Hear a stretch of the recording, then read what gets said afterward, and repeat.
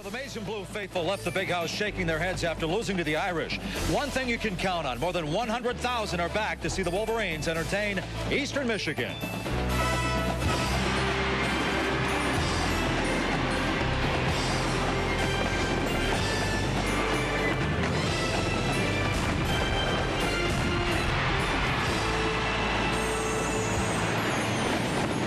Welcome to ESPN Plus College Game Day, presented by Phillips 66.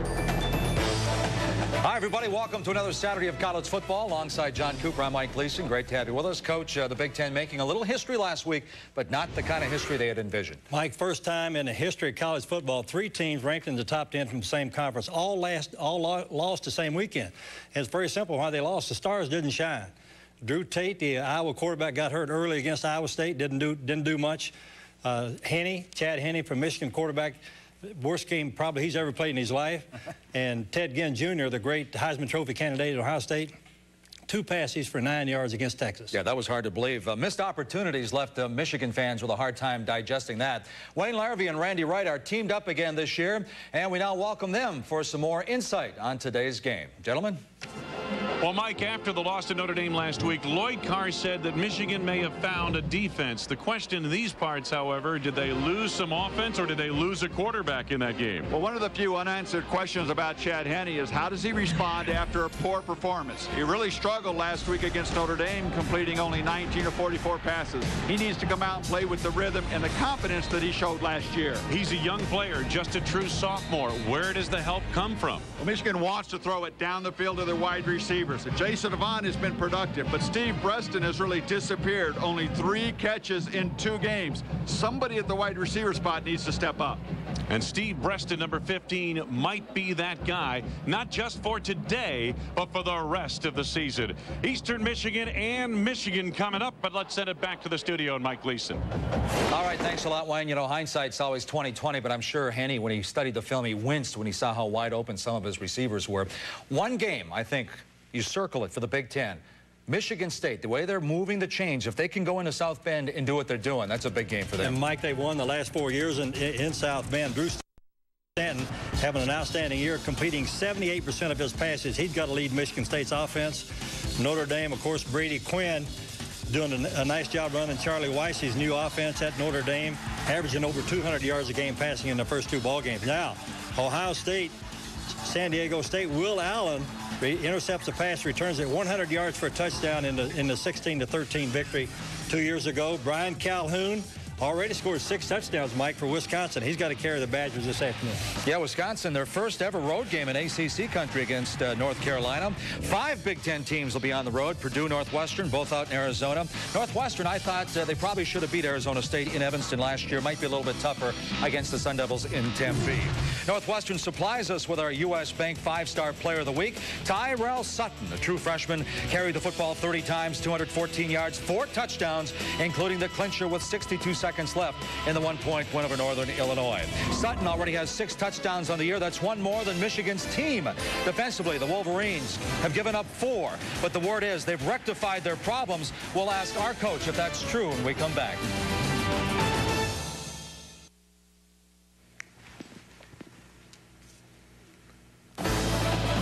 Welcome back to ESPN Plus College Game Day, presented by Phillips 66. The Michigan defenders said, hey, we got it together last week, holding the Irish to 56 yards in the second half. Michigan fans wondering which defense will show up. But, hey, first things first, a little tailgating outside the big house. Nothing like discussing the ball game while enjoying a good brat. This taste of tailgating was brought to you by Johnsonville Brats. Win a Johnsonville Super Bowl party with the world's largest grill. Go to johnsonville.com for details. Well, Coach, Michigan's defense, a big topic after week 1. Now they are 3rd against the pass, but they are still 9th against the run. I'll bet you they had a great week of practice. They got a proud defensive tradition in Michigan. I bet they got it straightened out. It's called leverage and angles, Mike. The corner comes up here, lets the ball carrier bounce outside, and the safety takes a bad route to the ball carrier. You got to come outside in. Both guys end up chasing the ball carrier down the field, give up about a 15, 20-yard gain. Now here, this is very simple. Line up inside when you're playing man coverage. Never let that wide receiver get inside leverage. on a little slant route like this. This is like throwing and catching. Easy touchdown for Notre Dame. All comes down, like coaches say, playing assignment football. Huh? Michigan's back to facing a quarterback who isn't afraid to run. Matt Bonet leads the Eagles with 162 yards on the ground, averaging over 5 yards a carry.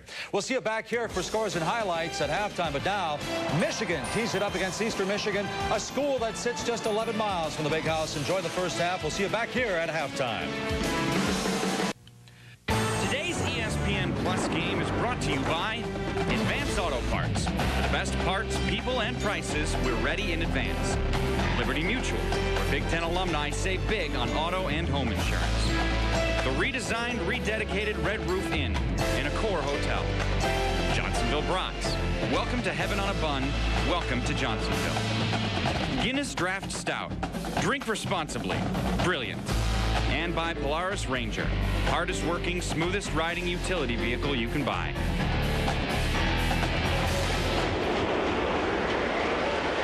Welcome you to Michigan Stadium in Ann Arbor, Michigan, where this afternoon the Eastern Michigan Eagles have made the trek about 11 miles up Route 94 from Ypsilanti to Ann Arbor to take on the Michigan Wolverines. Along with Randy Wright and Quint Kesnick, this is Wayne Larrabee. Great to have you with us. We wish it was a sun-splashed afternoon. It might be by the time we leave here today, but right now 69 degrees.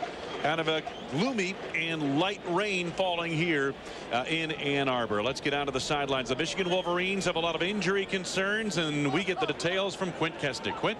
Wayne, that has been the story this week. Battered, bruised, and beaten. It is only week 3, but Michigan will be playing this game without 5 of their starters. Their injuries started in the preseason when Jake Long, their outstanding tackle, twisted his ankle. He is done for quite a bit. And then the injuries just continue. Take a look at the rash of injuries that have hit this Wolverine team. Coach Lloyd Carr is calling it an epidemic. Tim Massaquoi, Carr says he is the spirit of the team. He is out with a broken arm. Mike Hart tweaked his hamstring last week against Notre Dame. He is not dressed today. Throw in starters Ryan Mundy, Adrian Arrington at the wideout position, and Mike Collegier, who was Jake Long's replacement. And Carr feels snake bit. He says the offensive line has gone from a team strength to a team weakness. We are paper thin, he says. And when they adjusted their practices this week, they practiced in shells only. That's helmets and shoulder pads. They did not wear a leg protection to prevent from any further injuries. Quint, you take a look at those injuries. 5 of those 6 are on the offensive side of the ball. That's one reason why the offense struggled last week. Eastern Michigan won the toss, deferred. The history between these two teams, you get a look at it. The last time they got together, 1998. They will play again in 2007. About 11 miles, depending on what side of Ypsilanti you're coming from, but 7 miles if you're coming right from the heart of campus to Ann Arbor. There is Coach Jeff Jenick in his 2nd season. He's a former Northwestern assistant. They run the spread offense, very similar to Northwestern, and they went 4-4 in conference play a season ago. Their first 500 record in conference play since 1999. Lloyd Carr, his 11th season here at Michigan. His teams have won 5 of the last 8 Big Ten championships, and rarely do they lose 2 in a row. Only 5 times in his career have they lost 2 games in a row. 20-5 coming off of a loss.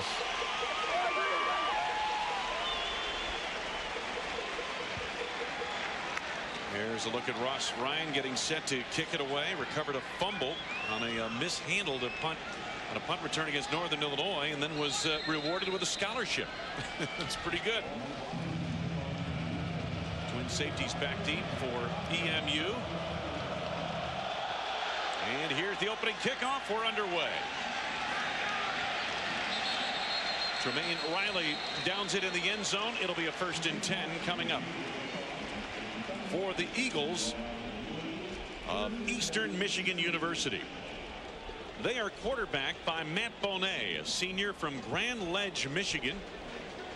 He also attended the University of Iowa, and matter of fact was a member of the Iowa squad that came out here and beat Michigan 34-9 back in 2002. Bonet and the Eagles on 1st down from their 20-yard line.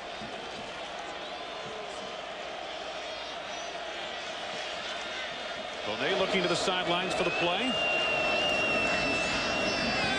And looking downfield. As a receiver wide open, A.J. Bennett, and he's out of bounds across the 40-yard line. the skill position players for the Eagles. Delorier is a standout at wide receiver. Bennett has the best speed. Travis Lewis, good little slot receiver. Wester at tight end. And Connor gets the start, a true freshman at running back. Along the front line, Minor, Walton, Romelli is the leader, Thomas and Ford. 1st and 10.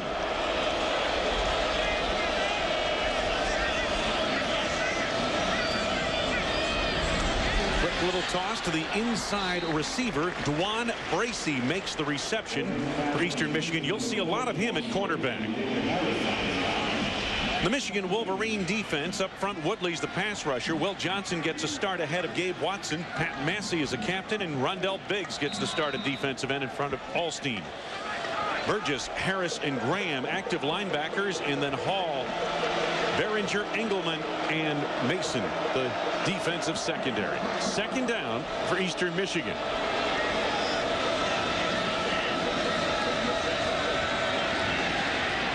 Knocked down, incomplete. Pass intended for Bennett. Harris, the linebacker, made the play. Dave Harris stepping in front and knocking it away.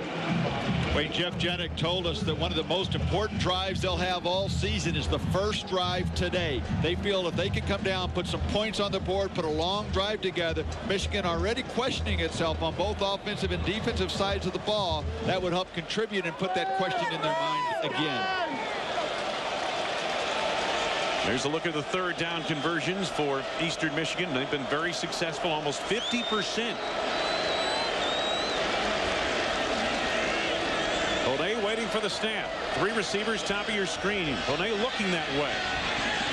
I don't think he got the movement, or at least the route he expected from Travis Lewis, in the pass wide of the mark. So it's 4th down. Prescott Burgess over there in coverage for Michigan.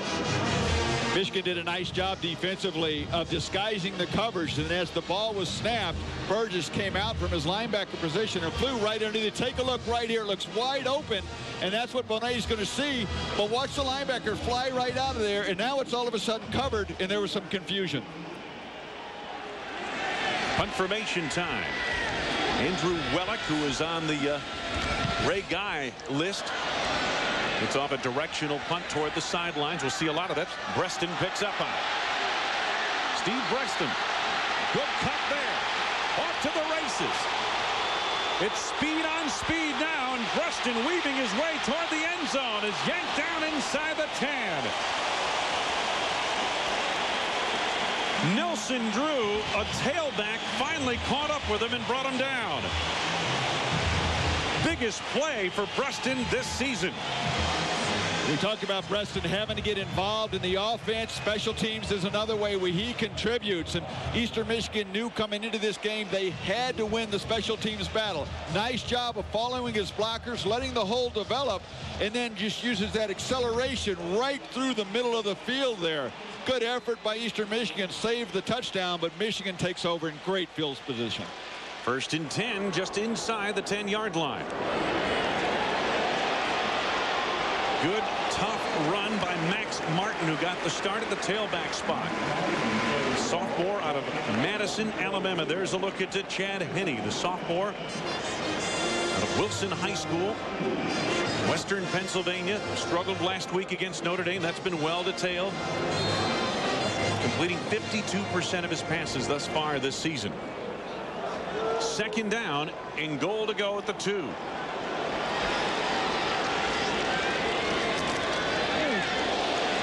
And plowing forward once again, Max Martin, mid-portion of the defense, able to stack it up. And it'll be 3rd down and goal to go inside the 1. The offense for Michigan. Breston, Avant, the receivers. Tyler Ecker had a big game last week. Thompson, the fullback, and Kevin Grady expected to start at the tailback spot, did not. Stenovich, Hennege, Rouse, Lentz, Riley. A paper-thin offensive line due to injuries. 3rd down and goal to go. They get motion from the tight end, and they go to the well one more time for the touchdown. Max Martin.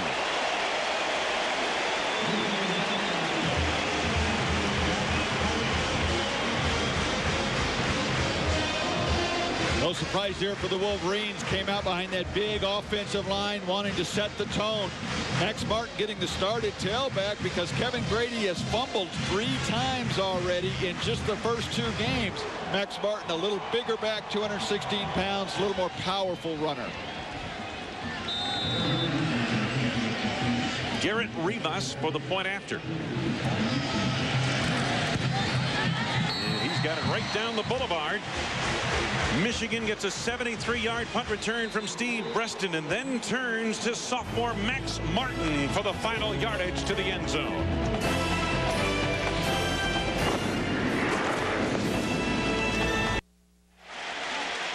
It didn't take long for Michigan to score 3 plays after the 72-yard punt return for a touchdown. And Jeff Jenick said the start to this game very important for his young team, and their first offensive possession even more important now that they trail. You know, they have to do something with this possession now. They said the first 10 minutes can dictate the entire game, and now his back's against the wall. Ross Ryan's punt. Trumaine Riley. Good move there. Riley's got some scoot about him, and he's out near the 40-yard line. Darnell Hood made the stop, 38-yard return. And we're going to have a flag down. It's going to be an offsides against Michigan, the kicking team. I'm sure Eastern will deny this. Take the ball in excellent field position. Steve Newman, our referee. Offside on the kickoff. Kickoff team. 5 yards from the end of the run. First down.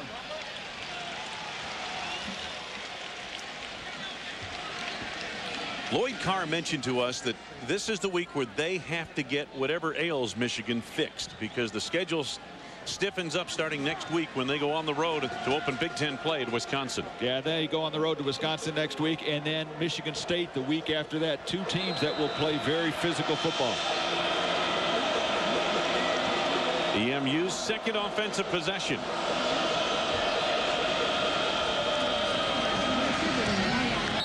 Is it a catch? Nope. Incomplete. DeLaurier, the intended receiver, trapped it near the 50-yard line. Hall and Adams on the coverage for Michigan. This style of offense, Wayne, this run and shoot, there's a lot of underneath passing, a lot of short routes. When you have those opportunities, you've got to complete them. Bonet's doing a nice job completing almost 70% of his passes, but you can't afford to miss open receivers like that. He ran this offense like a veteran a year ago. They finished 3rd in the MAC, 6th in the nation in total offense. Did this quarterback, Matt Bonet. Bonet able to escape the sack and pick up a few yards. About 4 out to the 49-yard line. So down to the sidelines, Quint Kesnick. Quint. Wayne, when we spoke to Lloyd Carr this week, his concern was defending against the spread offense. He said, we have yet to prove we can defend the spread offense. And you look to what Northwestern has done against Michigan and Texas last year, over 400 yards with Vince Young. The keys are for this defense to be ready when the ball is snapped. Wayne. Thank you, Quint. Northwestern hit him for 405 in yardage. Texas 444 yards in the Rose Bowl. Both teams employing this type of spread offense. Ball tipped, incomplete. Pass intended for Travis Lewis. Bonet's pass appeared to be tipped in the line. This type of offense puts a lot of pressure on your linebackers because they've got to have very tight coverage, because a lot of these routes, as we said, take place within 5 to 7 yards of the line of scrimmage. Harris does a nice job, doesn't take a deep drop, reads the quarterback's eyes, does a nice job of jumping on that route. Well, Andrew Wellick tried to kick it away from Steve Breston toward the sidelines last time. That didn't work. Let's see what he tries here. High snap over his head. Disaster for EMU. Michigan takes over near the 20-yard line of the Eagles. 2 special teams plays have dictated this first quarter. Both of them have been the Wolverines taking advantage of mistakes. One on the punt return, and now excellent field position. Just a bad snap. No chance for Wellick really to go up and get that ball. And EMU's fortunate that they could at least recover it and stop Michigan from picking it up and running it into the end zone. Jeff Toplinski, the deep snapper. No one feels worse than he does right now. 110,000 people right there see that mistake, see what you did. No place to hide. First and 10 at the 20-yard line. Michigan in EMU territory. Nice cutback run by Max Martin. He had a terrific week of practice, according to offensive coordinator Terry Malone. Rontrell Woodruff and Daniel Holtzclaw collaborate on the stop. Time now for the Red Roof Inn. Red Zone proficiency. Save at Red Roof Inns with Red's hot deals. Well, they're 1 for 1 today, but coming in, they had 5 empty trips into the red zone in the first 2 weeks of the season. Only 3 touchdowns out of 9 chances. Not very good, and they were 0 for 3 in the red zone last week against Notre Dame. And he keeps it on the ground. Circle rooting down to the 10-yard line and close to the first down. Max Martin. Jason Jones on the stop. Michael Richardson, the linebacker, was also there. Take a look at the Eastern Michigan defensive line. Gordillo, Hunt, Jones, and Howe up front. Richardson very quick, a junior college transfer. Holtzclaw and Matthews. And then Dwan Bracey. He'll play wide receiver as well. Lewis, Parker, and Woodruff across the back line of the EMU defense. Michigan on first down, first and goal. Martin again, and it opened up like the Red Sea for Moses. Touchdown.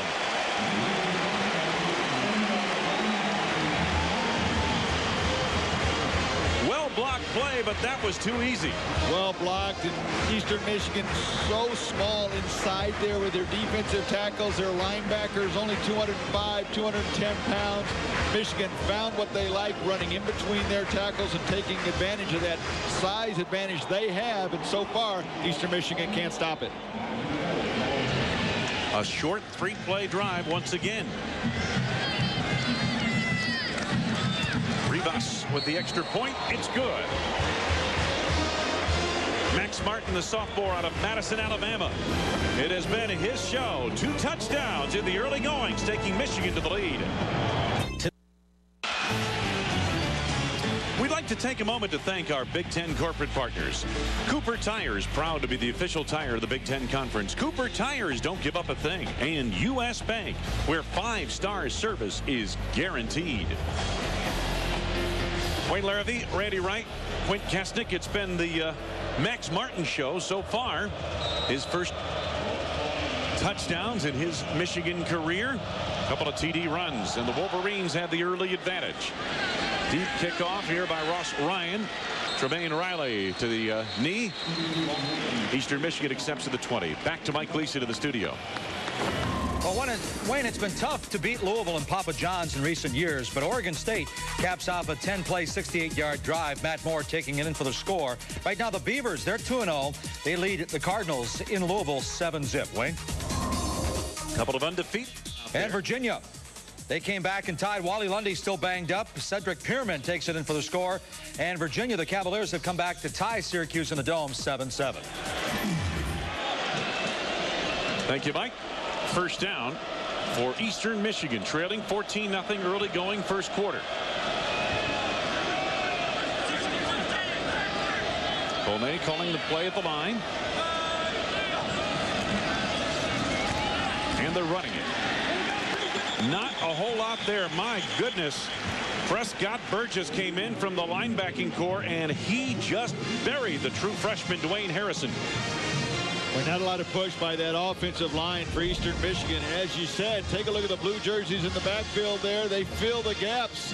And Eastern Michigan not able to sustain any blocks, and that's going to free up those blue jerseys. And Burgess so far in this first quarter doing a nice job both in pass coverage as well as run stopping. 2nd and 10.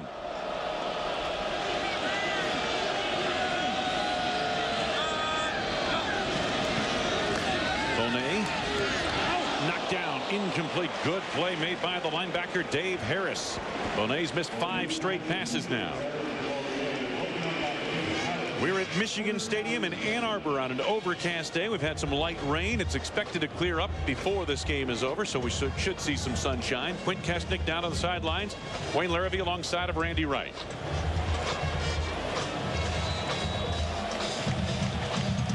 Well, Jeff Jenick's team is trying to break a streak here, and this is not a place to break a streak like that. 0-18 against Big Ten teams. 3rd down and 10. Under pressure immediately. Bonet, and down it goes. Lamar Woodley makes the hit back inside the 10.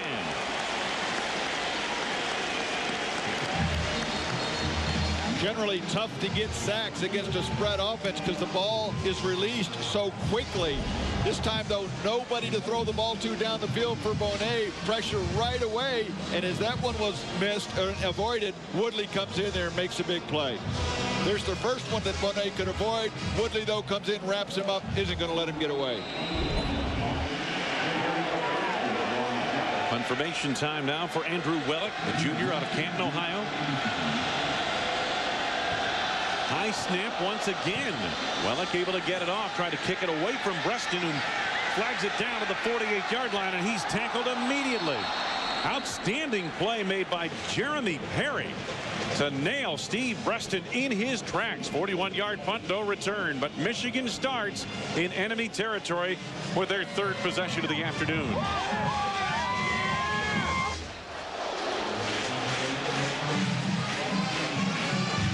So a shaky start for the visitors from Ypsilanti. And Michigan, for the third time this afternoon, starting a drive out beyond the 50-yard line. See Kevin Grady in the backfield for the first time today as Max Martin has carried the load the first two possessions. Any quick toss to the flank, Breaston. They are trying to get Steve Breaston on track. That's his fourth reception of the season and a gain of 8 yards. Corey Parker, Darren Matthews on the tackle. Breaston had 34 catches last year and was a good complement to Braylon Edwards, as was Jason Avant. But Avant has continued with his production, but Breaston is the guy they want to get the ball down the field. He's excellent after the catch. He's got such good ability to run in the open field, and they really just have not gotten him involved. Quick count here. Grady, the freshman, on a spin move for the first down inside the 40-yard line. Grady carried the football 18 times in relief of Mike Hart last week against Notre Dame, gained 79 yards. But what will drive Aney head coach crazy, put the ball on the ground. Grady had 2 fumbles last week and 1 the week before. So in just 2 games, he's already had 3 times he's put it on the ground, only carried it 27. So Lord Carr said he's looking for somebody at the running back spot that can hold on to the ball. Hold on to the ball, he said yesterday. First and 10 at the EMU 38-yard line. That's Jason Avant in motion. Chad Henne on a deep drop. Avant wide open, and Henne missed him, incomplete. He had some open receivers last week, Randy, against Notre Dame, and that's, I think, one of the things that surprised people around here was his inaccuracy downfield with his throws. Generally a very accurate passer, 60% last year as a true freshman, and an outstanding touchdown interception ratio at 25-12. Take a look here. Avant is the inside receiver, does a nice job of running the post route, throttles it down into that zone. I think Henne thought he was going to continue full speed towards the sideline and let him a little bit. Maybe. Henne came in completing just 52% of his passes this season. You mentioned he was a 60% passer a year ago. Grady is the tailback on 2nd and 10. Henne to the sidelines. Breaston is there. And Breaston with a good second effort gets that first down inside the 30 to the 27-yard line. Stephen Lewis got there initially. Corey Parker helped out. Lewis, just 5'8", 167, was no match for Breaston. Both these corners for Eastern Michigan are small guys. Stephen Lewis only 5'8", Dwan Bracey's only 5'9". Michigan likes their matchup, working on these corners if Henne can get time to throw. Let's take a look at our marathon fast stats, total yardage so far, and understand something. Michigan has not had to travel very far with the football. That -14, some of that's on special teams. The punt over the head goes as negative yardage, or the snap that was over the head. And he tossed to the side again. Avant trying to make a move, got by Lewis, buried inside the 15-yard line. Getting over to make the hit, Rontrell Woodruff. Woodruff, one of the leaders back there, a senior from Southfield, Michigan. Terry Malone, the offensive coordinator for Michigan, giving his quarterback Henne some easy confidence-building throws. You look at the cushion out there between Avant and his defender, lots of room. That's an easy pitch and catch for a quarterback. Back-to-back gains of 12 yards. Michigan again at the doorstep, just inside the 14-yard line of Eastern Michigan. Nancy, the tight end, moves to the offensive backfield ahead of Grady. Avant in motion. Henne on first down. Hit as he throws the end zone. Avant is there. Touchdown. Jason Jones got to the quarterback just as he released the football. Jason Avant wide open in the end zone.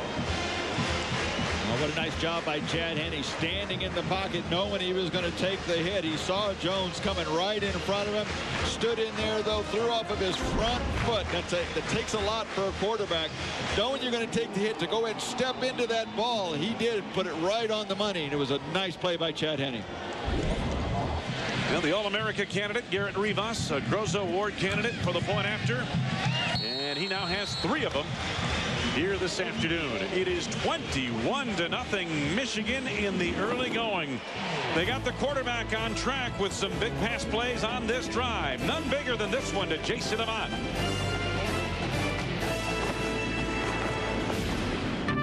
Wayne Larrabee, Randy Wright, Quint Kesnick, welcome back to Ann Arbor. Beautiful campus. The University of Michigan. We're in the big house, Michigan Stadium. Kickoff by Rivas. Tremaine Riley, why not from 2 yards deep? That's why not. Out to the 15-yard line. Anton Campbell with a textbook tackle. So Tim Connor, the true freshman running back, comes back onto the field. But take a look at this. This is textbook. Well, this is everybody following their gaps. Look at the blue jerseys around there. Everybody staying in their lanes. And then when you get a chance to make a play, step up and make one. And as you said, nice tackle, Anton Campbell, open field. You can tell that guy plays defensive back. Yes, he does. So EMU once again on offense. They spread the field with 4 wide receivers.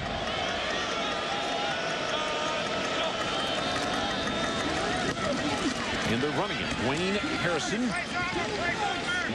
Not a whole lot there.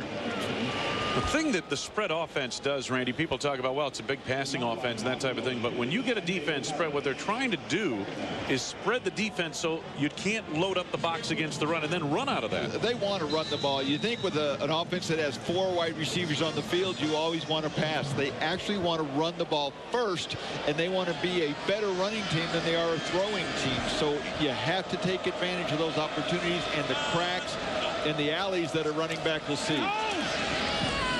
Quick toss into the flank. Bracey, the cornerback / wide receiver, on the reception from Matt Bonet. Here is this week's Suzuki walk-on way of life. Number 58, Kevin Miner for the Eagles, a junior out of Flint, Michigan. Former walk-on, earned a scholarship with his fine play last year, and he's in the starting lineup now. Not a real big guy, only 6'2", but has really grown and filled out and gotten a lot stronger. So he's smaller, but he's quick enough and has had some success. 3rd and short here. 0 for 3 today are the Eagles. Oh, that little shovel pass, and the Wolverines would have none of it. Goodness. Lamar Woodley would not be fooled, and it's 4th down. One thing when you play an offense like this, you have to play disciplined defense. You see things that looked as though Eastern Michigan had that play set up very well. Lamar Woodley stays with his keys and his fundamentals and is there to make the play. That was an outstanding read and physical play by Woodley. A.J. Bennett had no chance. Michigan's been a little disappointed with their play of their front on defense. Today, though, Lamar Woodley stepping up and becoming their playmaker. Finally, a knee-high snap for the punter, Andrew Wellick. Trying to get this one out of bounds, and he does. That beats the alternative, allowing Preston to return it. So Michigan will start when we come back. Let's head to the studio. Mike Leeson. Mike. To the studio. Mike Leeson. Mike. Wayne, the Louisville Cardinals averaged about 51 points a game at home last year. They trailed 10-0 to Oregon State.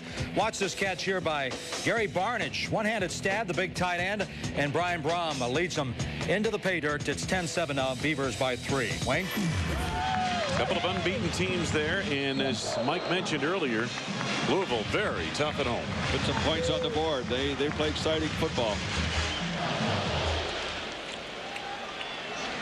5-0 home record last year. You can win a lot of games when you're averaging 51 points at home. Yes, that helps. Helps your defense out. Nice play on a lead.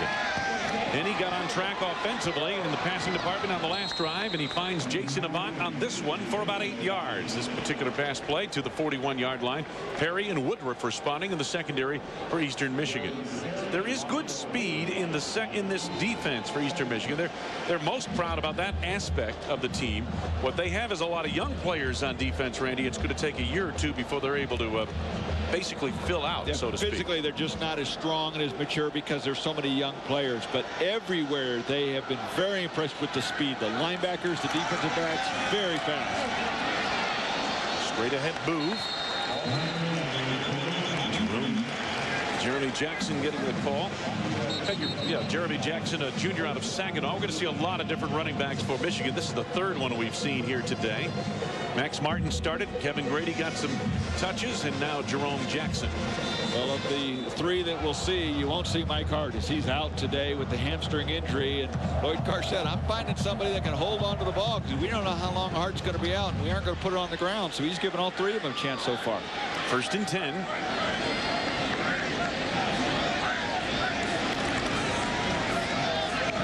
JJ once again. Jerome Jackson out for a gain of 2 yards to about the 48-yard line. Jason Jones on the defensive line made the stop.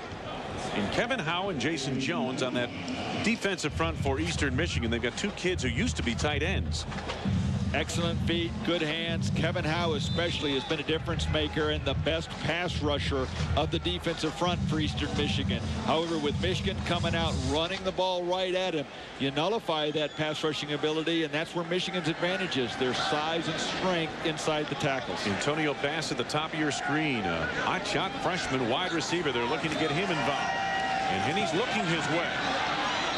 Just wide of the mark. Bass underneath the coverage in the defensive secondary of Blake Smith. Wayne Bracey, you've talked a couple times about number 4, two-way player for Eastern Michigan, is a natural receiver, but they saw him playing in the summer workouts. They saw him playing both sides of the ball, and he was covering the receivers better than what the other cornerbacks were. So they played him on both sides, and Jeff Jenick has said he's going to play 60 plays or so on defense, and we want to get him 25 or 30 snaps on offense as well. Well, that's a lot of work. Good work if you can get it, though. 3rd down for Michigan. This is their first significant 3rd down situation. Henny off the hands and nearly intercepted it.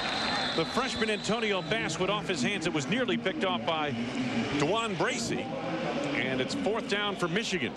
But a penalty marker down. Maybe for a hold against Michigan. Holding. Number 72 on the offense. Penalty is declined. 4th down.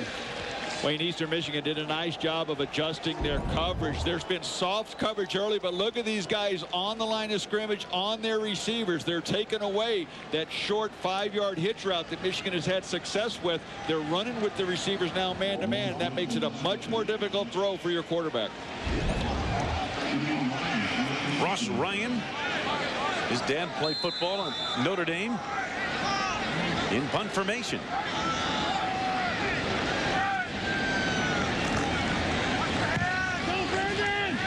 Michigan may be short one on the field. And Riley makes the catch.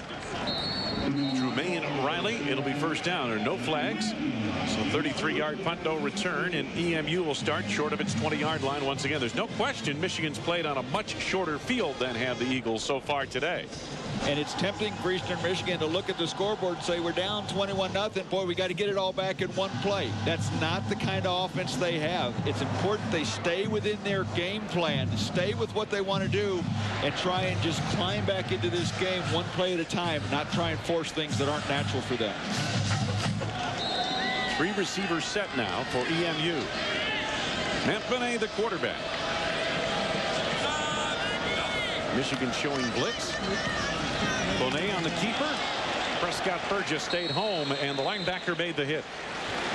Prescott Burgess has been all over this field in this first quarter. He is getting himself involved where the ball is, and he's been outstanding in some pass coverage, coming up and making some tackles, and he's finishing these plays. 2nd down and 10 for Eastern Michigan. They've had a lot of trouble getting that ground game on track. Michigan's been very sound defensively here today so far, as you pointed out, Randy.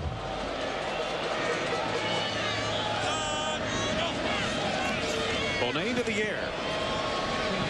Pass undershot to Laurier, the wide receiver. What do you have?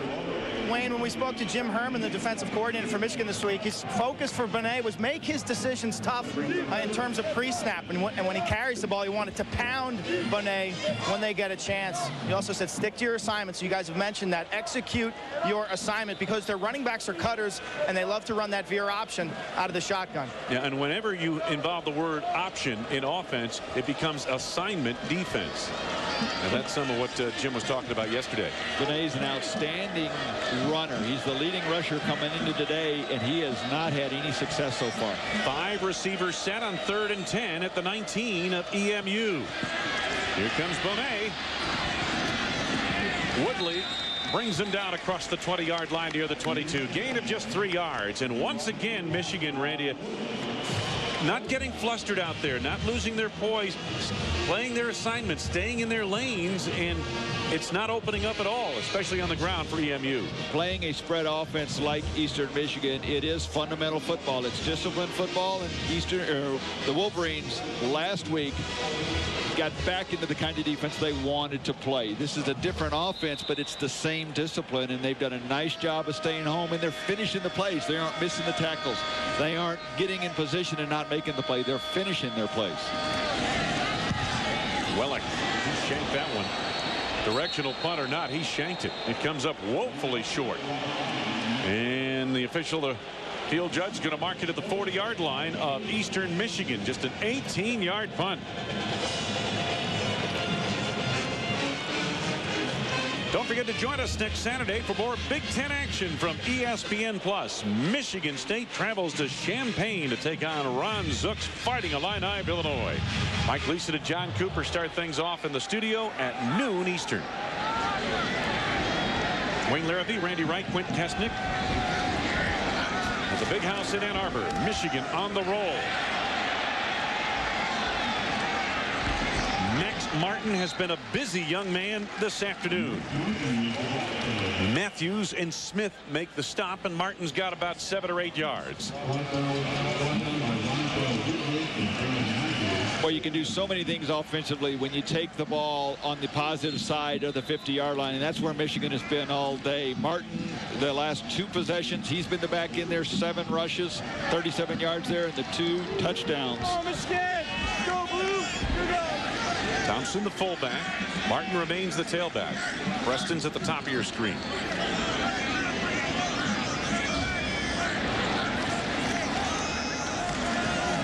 Martin again.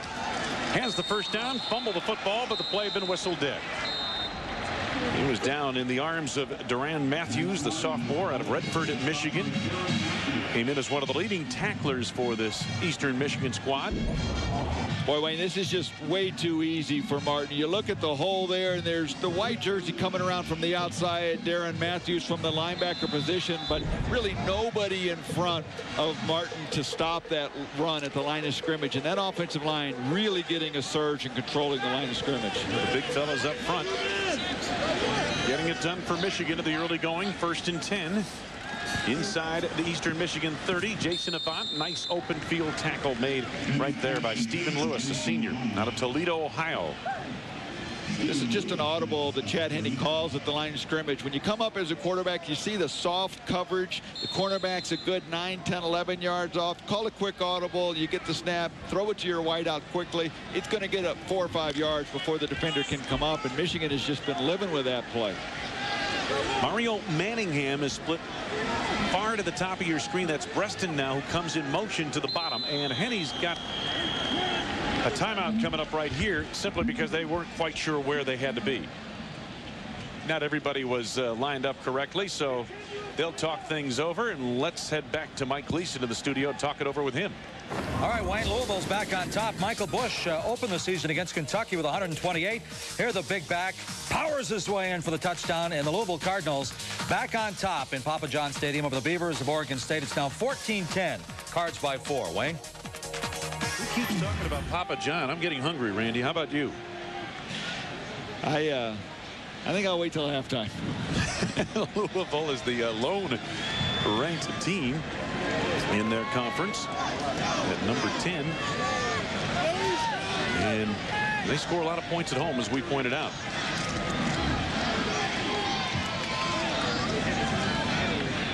Now let's take a look, an advance look at the upcoming schedules for Michigan and Eastern Michigan, brought to you by Advance Auto Parts. We mentioned Michigan's schedule stiffens considerably. 3 big games coming up there.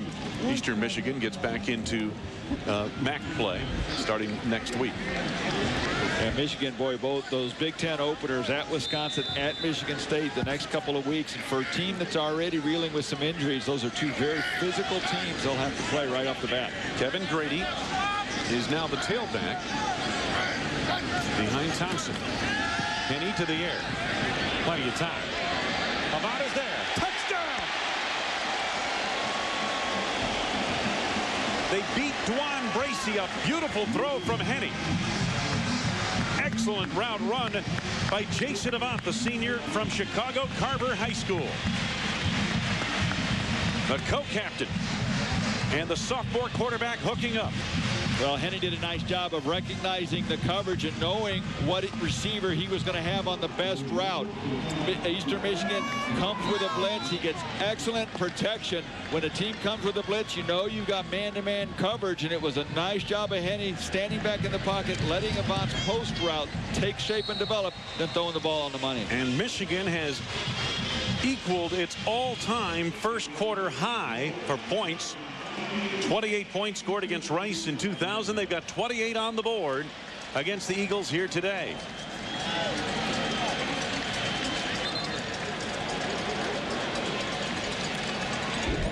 Take a look at this play. Take a look at the protection. These guys right up front. What a nice job they do giving Henny the pocket there. 5 jerseys come through on the blitz, man-to-man coverage. Henny does a nice job putting some air under this ball so that the receiver can adjust to it. Little post corner route. There's the post move. Does a nice job of getting behind Bracey there. And the ball doesn't have to be perfectly thrown on a post corner route. When you put some air under it, you can let your receiver adjust to it. Once again, it did not take long for Michigan to reach the end zone. Just 4 plays to cover 40 yards. Dwayne, Michigan has done a nice job the last couple of possessions of getting their wide receivers involved. No question. And they've gotten that man involved as well. Chad Henne is on track. And he was struggling with his confidence after last week's game against Notre Dame. This has been a perfect stage for him to get that confidence back. Ross Ryan's kickoff, good and strong once again. Tremaine Riley, this time 5 yards deep. He downs it. And we've got 2 seconds left to go on the first quarter clock.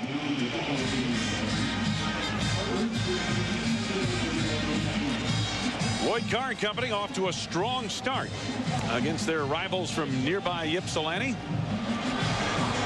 But when you struggle 1 week on offense, you struggle the next week on defense.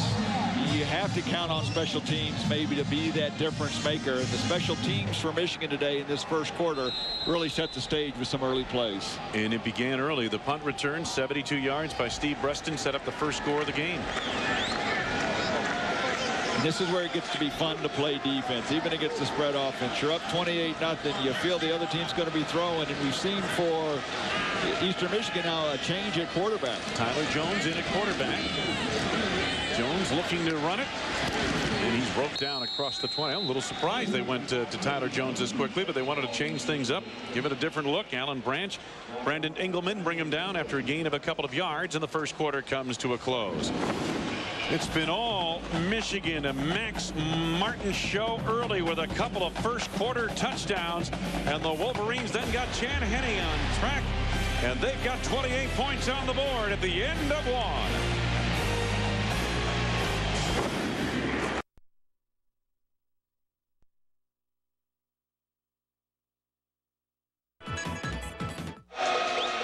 Wayne Larrabee, Randy Wright, Quint Kesnick, second quarter upcoming from the Big House in Ann Arbor, Michigan Stadium. Eastern Michigan recorded a first down on its first play from scrimmage. They've had 4 3-and-outs since. Their second quarterback, Tyler Jones, is on. Jones fakes the handoff, and the ball dropped incomplete. Wayne Larrabee, along with Randy Wright, Quint Kesnick from Michigan Stadium. Got an overcast afternoon, but we had some drizzle this morning. It's been dry during the game. Take a look at the numbers from the first quarter. Boy, Eastern Michigan really not getting anything going. Of course, those rushing stats are negative because of the bad snap on the punt. But as you said earlier, 1 first down on the first play of the game, and after that, 4 consecutive 3 and outs. And it's not as though Matt Bonet, the quarterback, hadn't had some open receivers. He hadn't been hitting them. I think that's why we're seeing a change here at quarterback position. Tyler Jones trying to run for the first down, brought down short. Lamar Woodley, who's been all over the field, the principal defender. Eastern Michigan sends the punting unit on. Boy, Woodley has really had a first half here today. He's the one true playmaker they have in that defensive front. A Butkus candidate and a top returning tackler from last year. But there you saw Matt Bonet appears to be fine on the sideline. He just struggled here in this first quarter. Jeff Jennings' decision may just be, you know what, sometimes you sit on the sideline, you watch things happen for a while, you go back out with a little better comprehension. Andrew Wellick, a line drive punt toward the far side, making Preston chase. And matter of fact, that punt out of bounds just short of the 40-yard line. So taking no chances and allowing the explosive Steve Preston to give Michigan positive field position again. 33-yard punt there. If you're looking for your favorite game, then Game Plan is your ticket. Up to 15 games per week on TV or online. For more information, log on to ESPN.com. The keyword Game Plan. Today's 3:30 coverage featuring Miami hosting Clemson and Oklahoma at UCLA.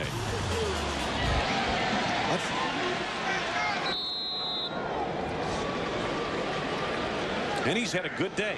And he's been able to throw the ball when he wants to throw it. Not in 3rd and long situations, not in 2nd and real long. They've been dictating the entire pace of this game. Grady is the running back. Henny goes to the air, and he looks to Grady in the flat. Grady breaks 1 tackle and is close to the first down. Holtzclaw, the middle linebacker, finally got him to the turf. The tackle was missed by Jeremy Perry. Kevin Grady stepped up last week when Hart got hurt. Really had a good game. A true freshman, and Lloyd Carr showed last year he wasn't afraid to play true freshman at that position. But once again, there's so many good backs here at Michigan. You make a couple of mistakes, especially when it comes to hanging on to the ball, and you're going to see a lot of time on the bench. Michigan doesn't win the Big Ten last year, make it to the Rose Bowl without true freshmen playing key roles. Henny and Hart. Grady, big opening. And he exploits that hole out across the 45 down to the 41-yard line of Eastern Michigan. Richardson, the linebacker, junior college transfer, made the tackle. Boy, nice job by this left side of this line. Watch them just come off the ball here and just seal the room for Grady to run through. No white jerseys in the backfield there. Richardson's 5-6 yards down the field before he can get a hand on Grady. With an offensive line coming off the ball like that, you're going to have success running the ball. Big Adam Stenovich on the left side of that line. Grady going that way. Behind Stenovich once again. Inside the 35 down to the 34-yard line on a gain of 8 yards. Perry and Richardson again make the stop. But nobody in the hole. Nobody there, and a nice job by that offensive line again. When you look at Kevin Grady, one of the biggest problems a true freshman or any young back has, it comes in the passing game. It comes in protecting the passer with what defenses can do. When you have a true freshman in the game like Grady, they've been giving him the ball. They haven't been throwing it where he'd be put in those positions. Max Martin back into the lineup at the tailback spot. That's Steve Preston in motion. Any quick toss, Avant on the sidelines. He's got it inside the 30 at the 29-yard line for another first down. Perry responding on the tackle, gain of about 6 yards, and the 6th catch of the day. Lloyd Carr knows his offense is just dictating the tempo of this game. They're doing it anything they want through the air and on the ground. Eastern Michigan, they need to shake things up here. They need to come with blitzes. They need to bring corners up to the line of scrimmage. They need to jam those receivers at the line of scrimmage and not give them that free, quick release. Antonio Bass, the highly regarded freshman, in motion. Next, Martin went nowhere there. Good penetration up front. Josh Hunt, the defensive tackle. Well, I like Martin. He's only a sophomore, and of course Kevin Grady's a true freshman, and Michael Hart's a sophomore, but Martin has some explosiveness to him. You see Kevin Grady, he's a bigger back, 225 pounds, whereas Martin's only 215, but Martin seems to have some acceleration and some quickness to him. Of those backs you mentioned, Martin's got a little height. He can post up those other two. He's the only one over 6 foot. Loss of a yard, second down at 11. Any good protection again, right through the hands of Jason Avant and nearly intercepted by Dwan Bracey. So third down coming up. Wayne, take a look here. We talked about the pass protection. Take a look at Martin right there. Steps up here, takes on the blocker, gives his quarterback room to throw the ball. As we talked earlier, when they're going to throw the ball, chances are they're going to have one of their veteran backs like Martin in the backfield, not Grady, the freshman. Third down for Michigan. They've been awfully good today on third downs. Deep drop, Henny. He's got running room. And he's got a first down inside the 20-yard line. Chad Henne showing some quick feet. Bracey and Richardson make the stop. Gain about 14. Some quick feet, like you said, but also good decision. The pocket comes in from the outside, so he steps up wisely. He knows he needs 11 for the first down. He looked over and saw where the first down marker was. Knows he has to duck his head and fight for that. He can't take a slide. So good decision, good presence of mind to know what he needed to pick up. So Michigan on the roll. Will Paul in at fullback. He's a former defensive lineman, number 92. Henny waiting and then hit from behind. And there is Kevin Howe. You talked about him, the junior, out of Fruitport, Michigan. Well, the best pass rusher Eastern Michigan has, and he's a hard guy to block one-on-one. He's going to come from the top side of your screen, from the right side here, and Michigan's trying to block him one-on-one. Just a bull rush and enough quickness to get around Riley, the third right tackle to play for Michigan this season.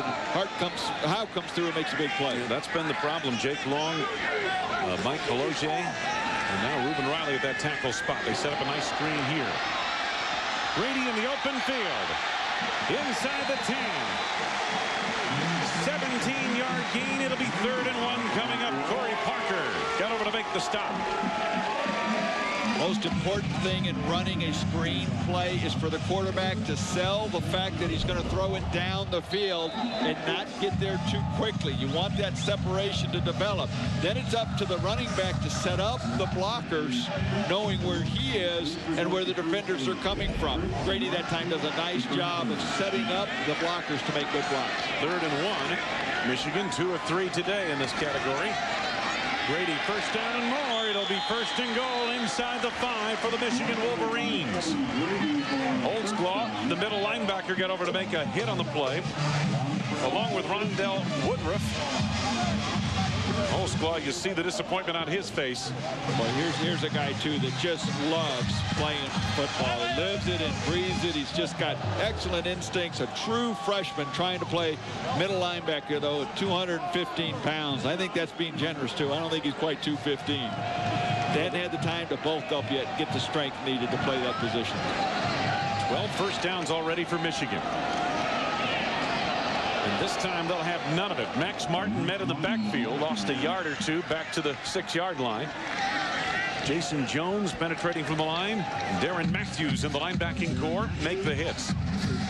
Wayne, one thing we've talked about is the speed on this Eastern Michigan defense. That was what Michigan knew they had to neutralize. They've done a great job in this first half of taking that speed and making it a non-factor. They're running right at Eastern Michigan, and they're throwing those quick outs and quick hitches to nullify that interior speed. 12th play of the drive coming up. 2nd down and goal to go at the 6. Preston deployed in motion. Penny looking around, has a man wide open. Thompson, the fullback, touchdown.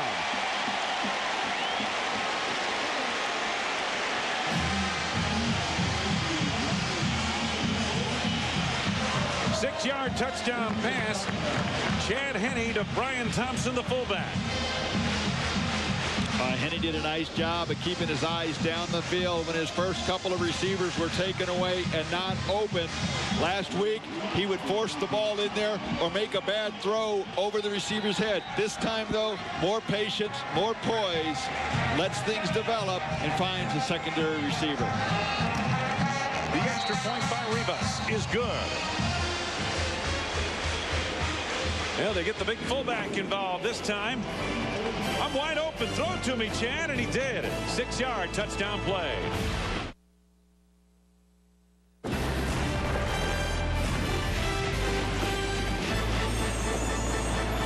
Welcome back to Ann Arbor, Michigan Stadium. First career touchdown for Brian Thompson. He's still celebrating on the sidelines.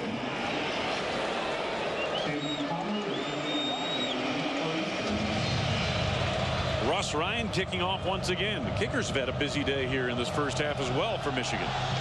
And the punter for Eastern Michigan. Trevang Riley. Short of the 20-yard line. Let's kick it right back to Mike Gleason in the studio. And when we take you up to the Dome in Syracuse. Now, Syracuse hadn't given up a touchdown all year. And here's number 2 by Cedric Pierman. We mentioned Wally Lundy's banged up. Pierman having a pretty good afternoon up in the Dome. 2 touchdowns, both for the Cavaliers. They're on top, 14-7 on top of the Orange. Wayne? Yeah, that's really part 3 of the unofficial ACC Big East Challenge in football. Right here, it's been all Michigan. Eagles trying to get things on track, and Matt Bonet back in at quarterback. Well, let's see if the time on the bench helped a little bit. Sometimes you see things develop a little slower when you're over on the bench and you know what to attack when you come back out on the field. That is the first catch for Eric Delorier, the leading receiver for Eastern Michigan. Prescott Burgess and Grant Mason were all over it. Mason played very well against Notre Dame last week. He had 16 tackles against Notre Dame. And Eric Delorier is the real deal at wide receiver for Eastern Michigan. Tall, 6'4", over 200 pounds, and outstanding speed, 4.4 in the 40, and Eastern has not gotten him involved at all. It's 2nd down and 10. No gain on that play.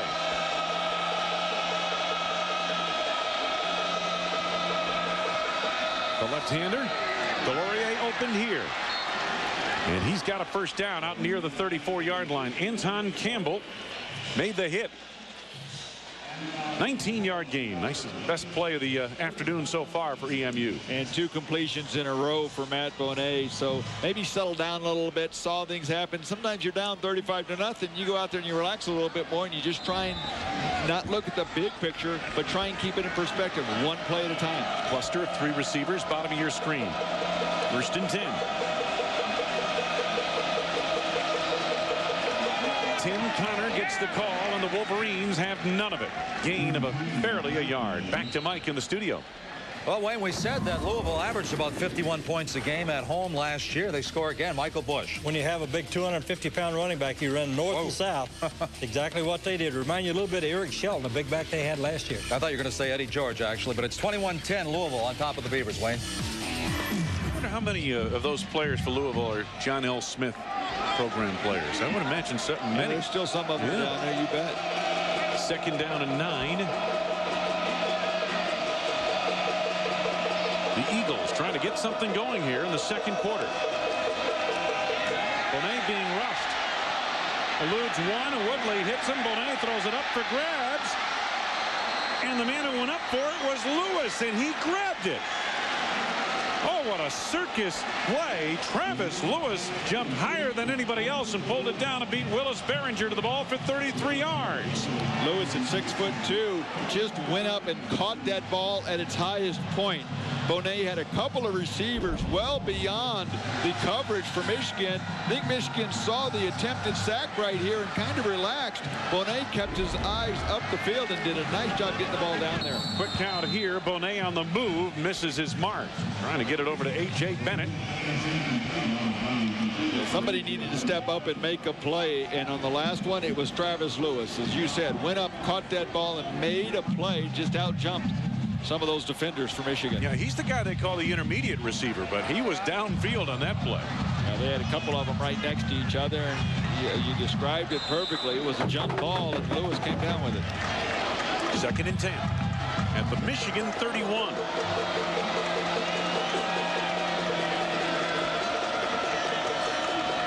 Bonet making sure the linemen know the play.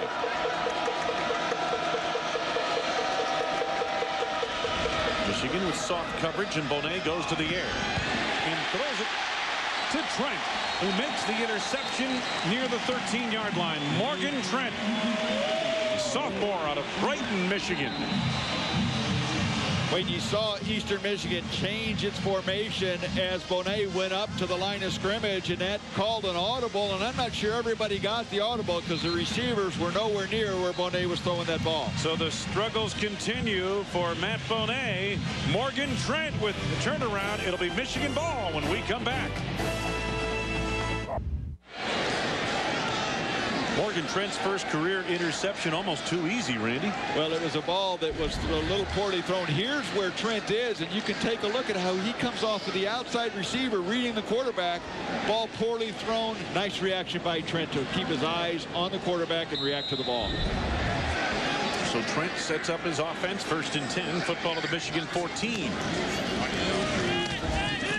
Max Martin took a hard hit from Jason Jones, and Jones lost his hat. Pickup of about 4. I think Lloyd Carr is finding himself a running game. Well, you know, Randy, you take a look at injuries two ways. I guess the positive would be, well, we'll find out what kind of depth we have here, and Lloyd Carr is finding a lot of depth, at least in that running back core. Well, one of the problems Michigan has had for a number of years now is they play generally a tough non-conference schedule, and they don't get some of those games where you get some of your young players in there and get that experience in order to help them as the season goes on. This is a game where he's having a chance to play a lot of players and see who can step up and who's not going to step up. Martin showing a little scoot to the outside and just short of the first down. Zedrick Bryant and Daniel Holtzclaw on the tackle.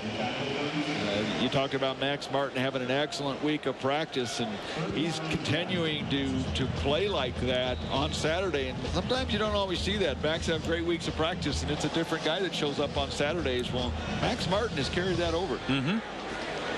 Two tight end formation on 3rd and 1. Martin picks his hole and drives for the first down. There's a little bit of that power we talked about. And he took on Josh Hunt and Michael Richardson to power for the first down. Eastern Michigan here, they need to be careful. They can continue to play physically with Michigan. They don't want to get worn down. You get worn down, that's where some of your injuries happen. And Michigan with a 35-0 lead here. Looks like they're coming out this drive at least, pounding the ball, trying to establish that running game more for themselves than for the course of this game. They want to make sure they have some confidence in that. Eastern Michigan got to be careful they can play with them. 3 receivers set for the Wolverines on 1st and 10. And he pulls it down and then gets pulled down to the 30-yard line. Back to the studio, Mike Gleason. Wayne, coming up at halftime, it is a big Saturday afternoon for Big East ACC battles. Oregon State rides a 5-game winning streak into Louisville, but it has not been easy for road teams to win there or even score points. And believe it or not, Vandy, by day's end, could be 3-0 for the first time since 1956. Wayne. Wow. Where do you think they'd be ranked then? We'll have our stat guys give us a guesstimate on that. Jeff Nelson's up to the task. 2nd down and 7. Martin once again, and give the kids credit up front for EMU. They have not given up by a long shot. Josh Hunt was in on that play. Jason Jones helped to steer it. There's a look at big Reuben Riley playing at the right tackle spot. Take a look right here. Just a straight one-on-one job of blocking. Comes off, sustains his block. How the best defensive lineman for Eastern Michigan, though, not a bad job of keeping the point of attack. And Reuben Riley is a guy that has been a left tackle most of his career. Because of the injuries at the right side, they've asked him to step over and play there, and he hasn't spent a lot of time at the right tackle. It's a totally different feel, and it's something that is not the easiest thing to learn. I believe it was Mike Massey got shaken up on that play. A Michigan tight end came off. Michigan been very good on 3rd downs today. 3rd, and it's a long 3. It's closer to 4. Timeout called by Michigan. The second of the half. Second timeout taken by the Michigan Wolverines. Lloyd Carr getting his team on track against an in-state rival, Eastern Michigan Eagles. If there were questions about the Michigan offense after that loss to Notre Dame last week, they have been expunged here today in a 35-point first half. Today's game brought to you by the best seats for every event. No tickets required. It only happens in one place, only Vegas. Michigan facing another third down. 3rd and 4 this time.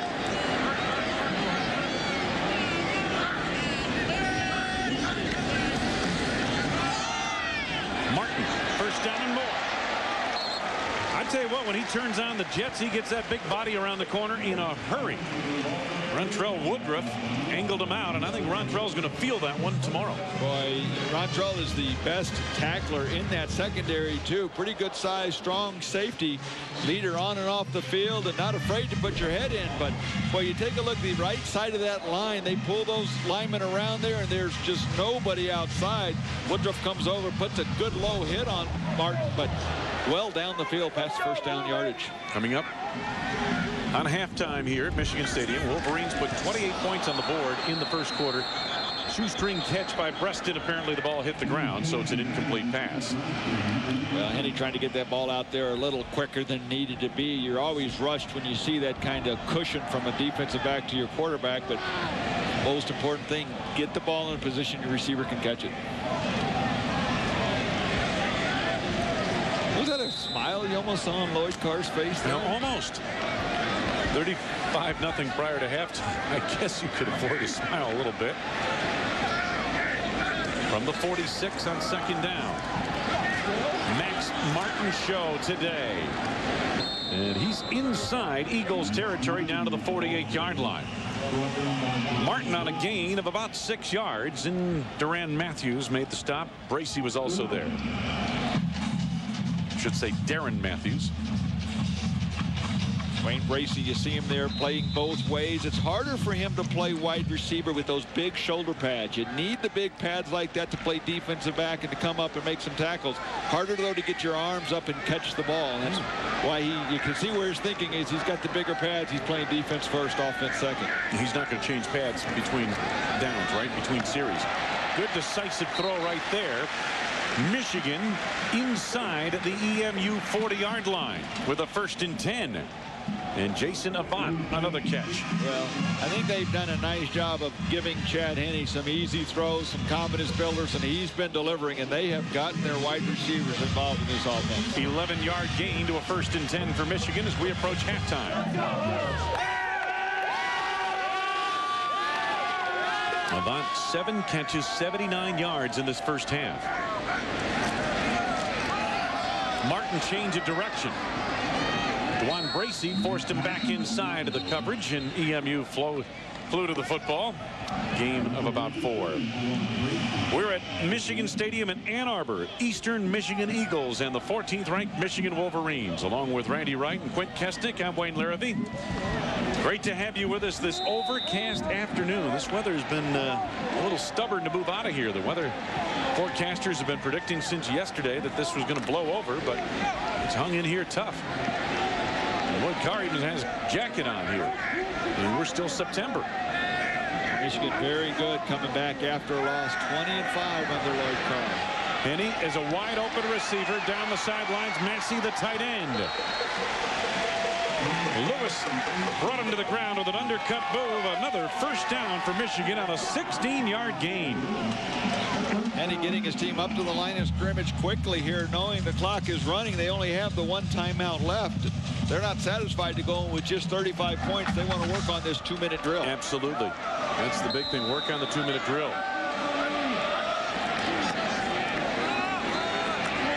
Martin. And again, Rondell Woodruff made a hit on the play and lost his hat. Richardson put him away. Pick up of another quick 3 or 4 yards. And mark it at the 13-yard line. Take a look here as Martin comes. He sees the whole field from the inside, cuts to the outside, and does a nice job picking up some yards. This time, not a whole lot there as Martin is met in the hole for a change and storm back as they mark it back near the 19-yard line. Loss of yardage. I think he's a little winded. He's been carrying the ball a lot on this drive and in this half. This week's passing combinations are brought to you by Cargill. We collaborate, create, and succeed with our customers. Coming into today's action, Jason Avant shows up on that graphic twice. And Avant has not been the real deep threat. He's been very consistent, had an outstanding career, but surprised that he's been involved in as many of the big plays so far this season. Let's go back down to the sidelines right before halftime and check in with Quint. Quint. Wayne, Jason Avant's a great story. Sociology and psychology major. Wants to be a social worker specializing in child development. And right now he and a professor are developing a course, a syllabus for a class on how student athletes can impact change for at-risk youths. Jason grew up in the south side of Chicago, was raised by his grandmother and his aunt, and understands that kids in the inner city, they lack role models. They're so influenced by the streets and by TV. Says he sees so much potential in young kids in the city. He just wants to play a part in making a difference. Yeah, he told us, you know, kids in the inner city these days are raised by MTV and BTV. Their mom's out working and dad's not around. And he said there's a lot of intelligent kids in the inner city as well, but they don't have the structure to bring out that intelligence in the academic forum. So he wants to make a difference in the inner city. Bright young man, Jason Avant. Third down for Michigan. Henny, patient in the pocket, floats it into the end zone for Avant. Intercepted out of the end zone. Blake Smith tracked it down, but that pass was out of play. And it's fourth down for the Wolverines with 31 seconds to go. Pretty good coverage there. You see Bracey putting his hands up, holding on. The ball's thrown to the outside. Avant does a nice job adjusting, but not a bad throw by Henny. If it's not going to be there, go ahead and throw it where you give your guy a chance to come down with it, or it's out of bounds and we keep ourselves in field goal range. 37-yard field goal attempt by Garrett Rivas. He's 3 of 4 this season. And he's got this one through the uprights. It is good. So 38 points on the board for the Michigan Wolverines, matching the number on the kicker's jersey.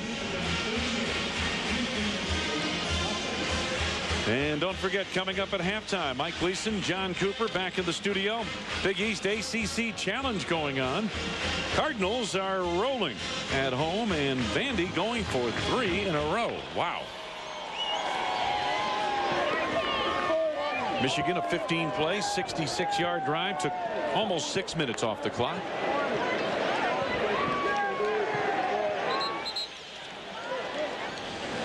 Well, if you're Eastern Michigan, Randy, what do you discuss at halftime, and what can you say? Well, first of all, on defense, they got to come up with a way to stop Michigan and at least slow them down. And Michigan right now, with this soft coverage, is making a living out of throwing the ball to their wide receivers and letting them become runners in the open field. Press those corners, bring those guys up, and do something to take that quick play away. Then I think they got to bring their safeties up to do something to take away that running game, because Michigan is having such success one-on-one blocking. You need to get more guys in the box for Eastern Michigan. That's going to have to involve their safeties. This kick fielded by Tim Connor, the running back. Connor with a nice return out across the 25-yard line to the 28. 17 seconds left to go in this first half. Tim Connor, a promising player for Eastern Michigan. Their starting running back, true freshman out of Cleveland. He has really been quiet today. Eastern Michigan not putting any kind of a sustained drive together, not having a lot of opportunities, and they want to run the ball first and pass second, and the running game has been non-existent today. Michigan snuffed it out every time they tried to go to the ground out of the spread. Michigan has been right there.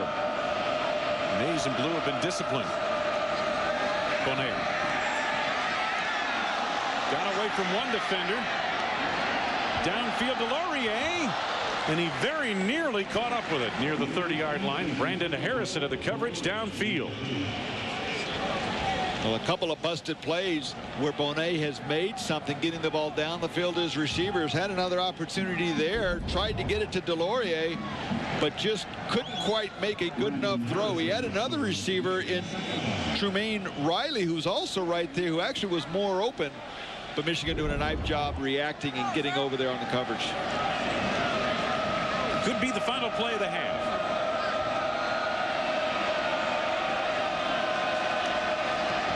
Bonet quickly over the middle, off the hand of Trumaine Riley. 2 seconds ago, one more snap. Well, that tells you a little bit about how the first half has gone for Matt Bonet. Very soft coverage. Michigan obviously protecting against the big play. Wide open underneath, and Matt Bonet couldn't put the ball on the money to his receiver. Keep pulling! Keep pulling!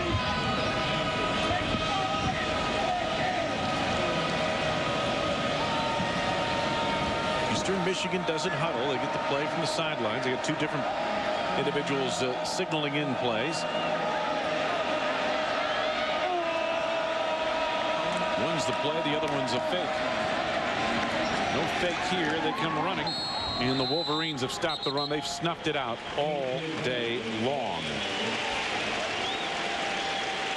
Henny 13 of 18. Martin 19 carries, 73 rushing yards, and a couple of scores. Michigan up big. Let's go to the studio and Mike Gleason.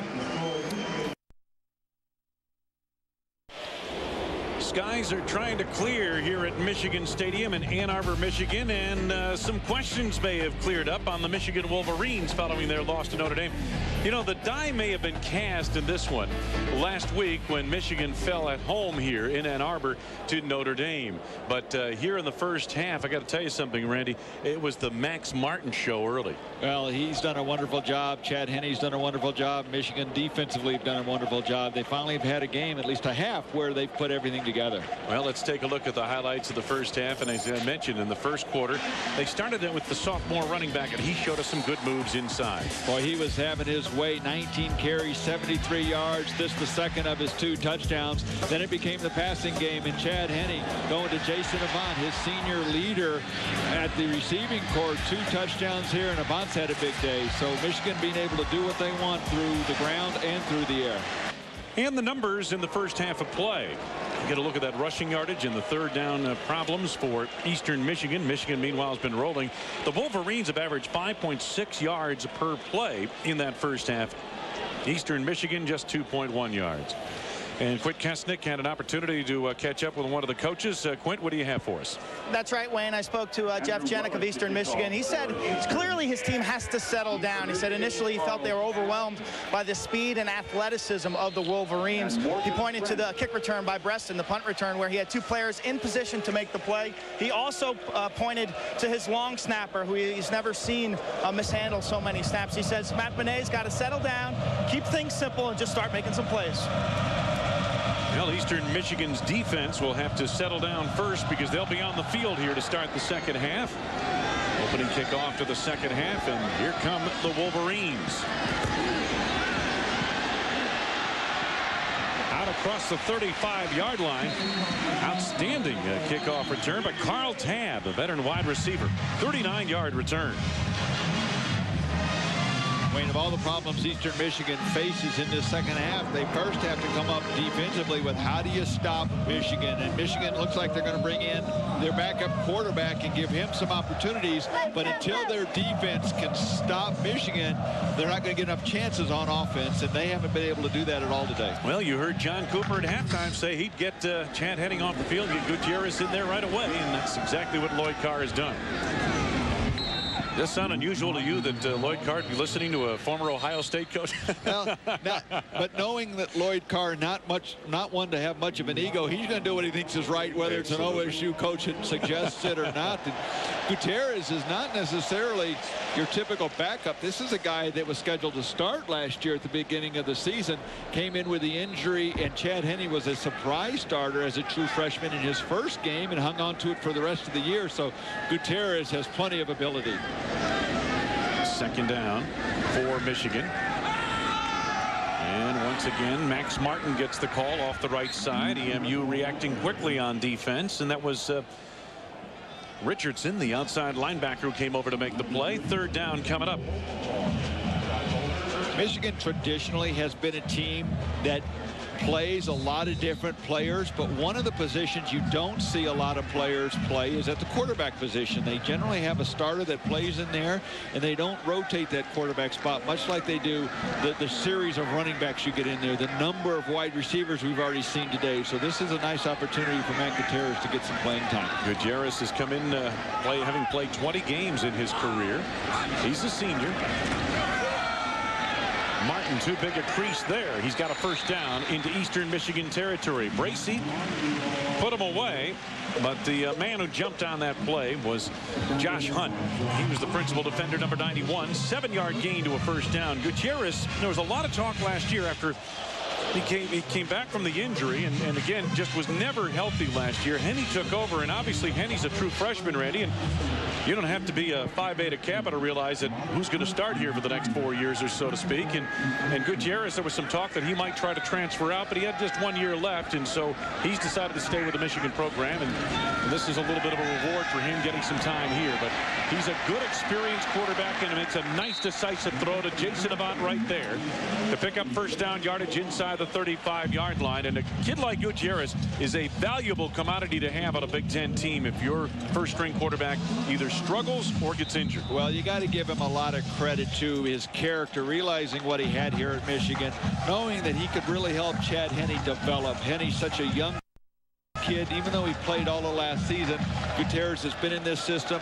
He's more mature. He can help the young kid learn and develop and really contribute to the success of this program. So you really have to take your hat off to him for what he's done, what he's accepted, and being able to deal with that situation the way that he has. Max Martin continues to get a workout here in this ball game as we are into the second half.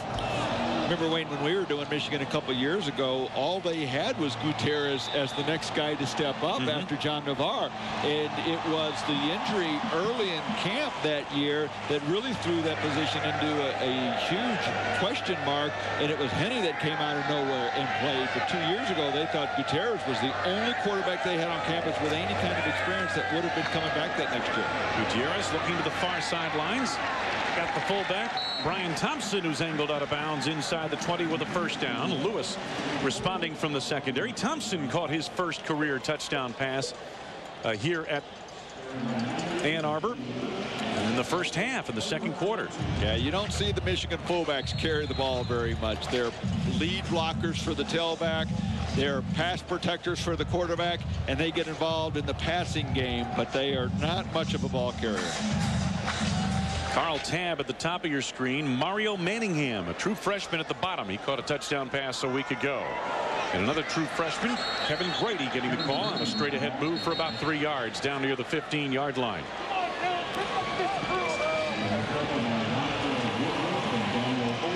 Time now for the Red Roof Inn Red Zone Proficiency. Save at Red Roof Inns with Red's hot deals. And this is Michigan today.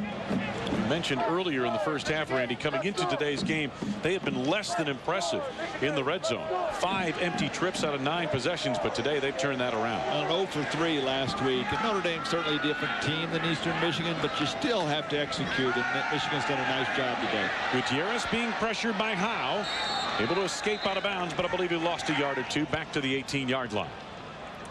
Physically, when you look at Gutierrez, he's more the prototype Michigan quarterback. 6'4", 235 pounds. He's an excellent thrower. Got a wonderful arm on him, and comes from an outstanding high school program. He's really what they thought would be the guy to take over here.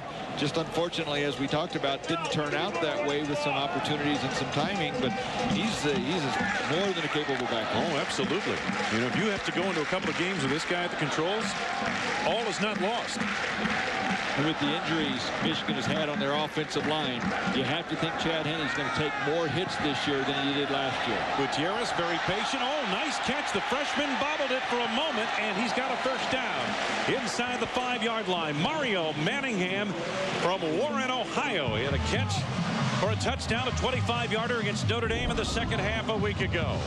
Well, one thing when you have true freshmen, run them on crossing routes, let them run away from people, and a nice job there catching that ball. They are very high on this kid. Had the one catch for the touchdown, as you said last week, and they tried to get this kid involved in their offense. There's another one, another true freshman right there. You saw number 18, Antonio Bass, another true freshman they'd like to see get involved today as well. Brady going wide.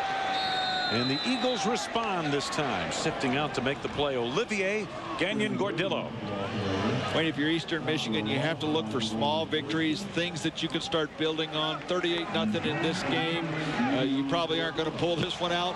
But if you look at what can we do to build on the rest of the season, let's not come in here and give up. Let's not come in here and build on something that isn't going to help us for the rest of the year. Play hard and see what we can do to help us for their MAC conference schedule that they start next week. Second down and goal to go. Massey, the tight end, in motion. Martin to the outside. Tried to cut it back in. Good play made by Lewis. Stephen Lewis, a senior from Toledo's come up and played tough against the run at times here today. He's the cornerback, field corner they call him. He plays to the wide side of the field. 12th play of the drive coming up for Michigan here. 9.5 to go in this third quarter. Been all Michigan from the get-go. Started with a 72-yard Steve Breston punt return. Well, special teams was something that Michigan has usually been able to count on, but Breston been quiet this year. They got him involved from the get-go today. So third and goal to go. Gutierrez into the end zone. Breston could not come down and play. DeJuan Bracey had the coverage well measured on the back line of the end zone. Gutierrez wanted to go to his tight end, Tyler Ecker. Pretty good coverage, though, on Ecker. And by the time he came off and found Breston, it was too late and too tight a coverage. You see Gutierrez looking over to his right. There he wants to come back. His tight end's covered, tries to pick Breston up late, but clearly out of bounds there as he makes the catch. Field goal try upcoming. James Bloomsburg for the Michigan Wolverines. 21-yard field goal attempt. And the senior out of Berkeley, California has it through the uprights. Michigan tacks 3 more on the board. They're loving in the big house this afternoon. Michigan by 41. Been a long day for Coach Jeff Janik. His first major sports event that he could ever remember was here at Michigan Stadium back in 1969. He was just 9 years old, and his dad took him over here to watch the Michigan Wolverines. Coach Janik makes no, he doesn't shy away from the shadow of Michigan Stadium. He takes recruits by here and points out to them, you come to Eastern Michigan, you'll play in the big house. And that's what they're getting a chance to do today. Oh, good stick for the Michigan Wolverines by John Thompson. And I'll tell you what, that was a tough hit right there. Brandon Logan also in that stop, and it'll be 1st and 10 coming up. Let's get down to Quint at the sidelines. Quint. Wayne, head coach Jeff Janik has his father, George Janik, on the sideline today with him. His father, George, there he is, played here at Michigan, was the captain in 1959. His photo's up in Schembechler Hall. He said this week, blood is thicker than blue, and you can see him roaming the sidelines. I've been watching him. He's been actually coaching some of Jeff's players. Blood is thicker than blue? Okay. 1st and 10 for Eastern Michigan. Yeah. Not a whole lot there for the veteran Anthony Sherrill. Quint. Wayne, George also said that walking through the tunnel today was the most surreal experience of his life. Said it was one of his most proudest moments as a father.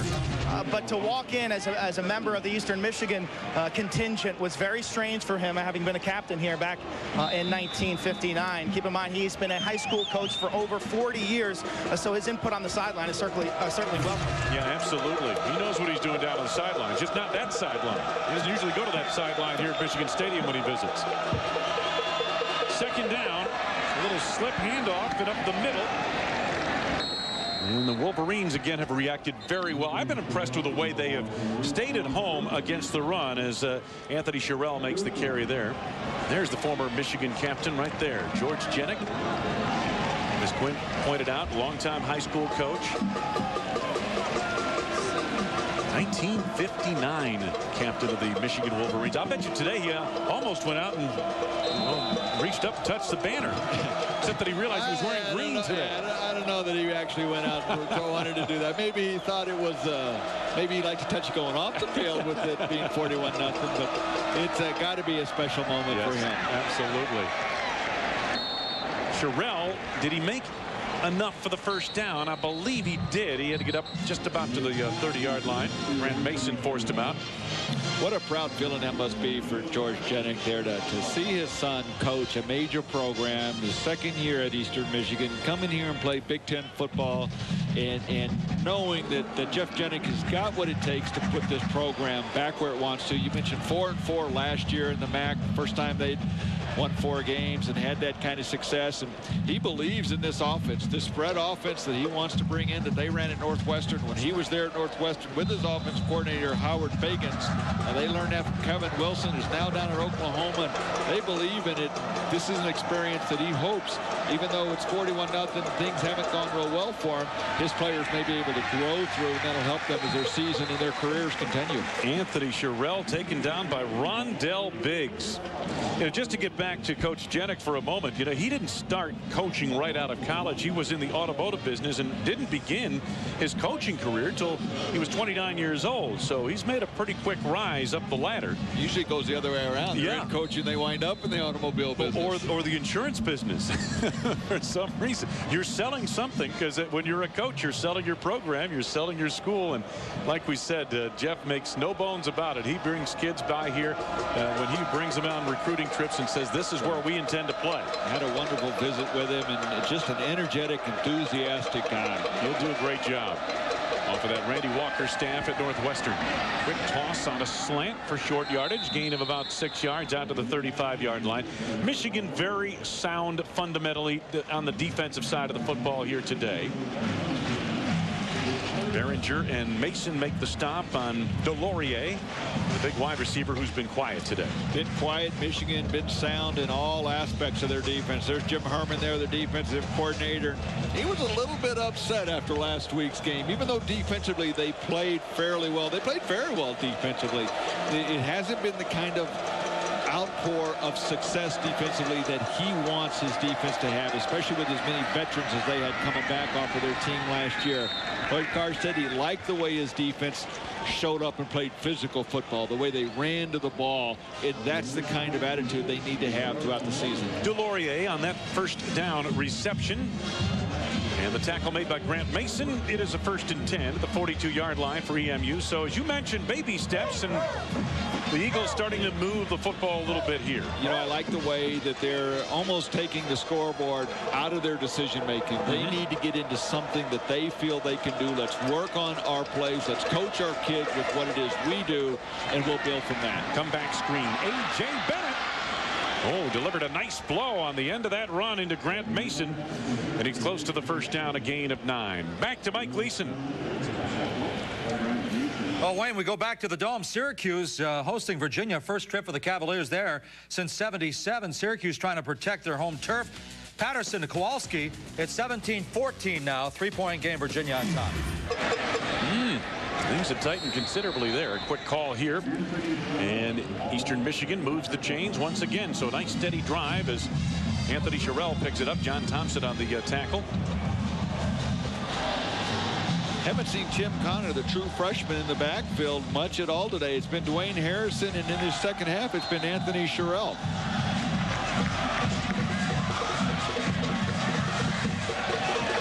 First and 10 for Eastern Michigan on a steady drive here. Later stages, third quarter. Decisive throw there made by Bonet, and they're ruling incomplete. Quinn, there's another story, another connection between the maize and blue and the green and white of Eastern Michigan. Tell us about it. Wayne, you got it. Lloyd Carr was working as a teacher and coach at John Glenn High School in the mid-1970s. Was earning about $20,000 per year. Eastern Michigan offered him its defensive backs coaching position in 1976 for $10,000. He jumped on it, said he wanted to be a college coach. He said he paid his dues. Yeah, he said he doesn't take anything for granted in his life now. He's got a great job, obviously, but he says, I did pay my dues. I never forget that. Quick toss, A.J. Bennett, and he will not go down. And Bennett, with a good effort, picked up the first down on the second effort inside the 35 of Michigan. Wayne, he spent 2 years at Eastern Michigan. He said they experienced a dramatic turnaround from 2-9 to 8-3. But after 2 seasons, he moved from EMU to Illinois with Gary Moeller. And then after a brief stop in West Virginia, ended up here in Michigan in 1980. Yeah, he said Don Nehlen gave him a break. He had just shown up at West Virginia and been there 2 or 3 months. Michigan called, and Don Nehlen said to him, hey, listen, I'm putting together a new staff here, but you should take this job. And Lloyd Carr's one of the guys who, when he took over for Gary Moeller, he really never felt he should have been, that he wanted the head coaching job, and that it was a lifelong aspiration, and you never turn it down. And he's been here for a long time, and what a great coach he has been. What a great person and teacher he has been. But you just kind of get the feeling in talking to him that he really thinks he's going to wake up one day and think it's all been a dream, and that it's not something that really has happened to him. Second down at 11. Bonet, the former Iowa quarterback. Penalty marker down. Stacked up right away, Travis Lewis. Very little gain there. Maybe a pickup of 3 or 4, but a penalty marker down looks like in the offensive backfield, maybe for a hold. Offensive backfield, generally you think hold on the offense, and there's the preliminary indication right there.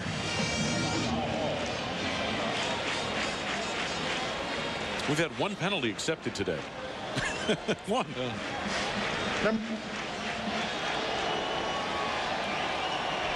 Holding. Number 75 offense. 10 yards from the previous spot. Remains second down. Well, you want to see a hold? Let's take a look at it. Courtney Ford. Courtney Ford, the right tackle there. Reaches up and grabs the hold. There's a little holding going on both sides right there, boy. I don't know that I saw too much of the white jersey holding the blue jersey, but did a nice job running him by. But either way, it's what the official saw that counts. Second and long for Eastern Michigan. Matt Benet underneath. DeJuan Bracey. Oh, and a good play made in the open field by Leon Hall. McClintock was also there. Let's get back to Mike Gleason. And when we go right back to the Dome, Virginia bounces back. Earlier we talked about Wally Lundy's injury. Cedric Pierman scores twice. How about Michael Johnson? Bounces to the outside. He has gone all the way. Cavaliers on top by 10 again, 24-14. Wayne? Thank you, Mike. Back and forth up in the Dome. Third down. Third and long for Eastern Michigan. Bonet under a blitz from Crable. And he throws it away. So Michigan brought pressure off the flank in the person of outside linebacker Sean Crable. And that foils Eastern Michigan. They bring the punting unit on. A lot of backups for Michigan in on defense this series, and they're not letting up at all. They're still calling aggressive plays and coming after them. Well, you know, when you're a backup and you get your opportunity, you don't care what the score is either. You go out there and you play harder than sometimes the starters do when they've got a big lead. And that's one of the reasons why you put your backups in. You don't want your starters to let up, not play with the same emotion, because that's where you get hurt. Leon Hall back deep. The directional punt squibs across the 15. Hall picks it up near the 8.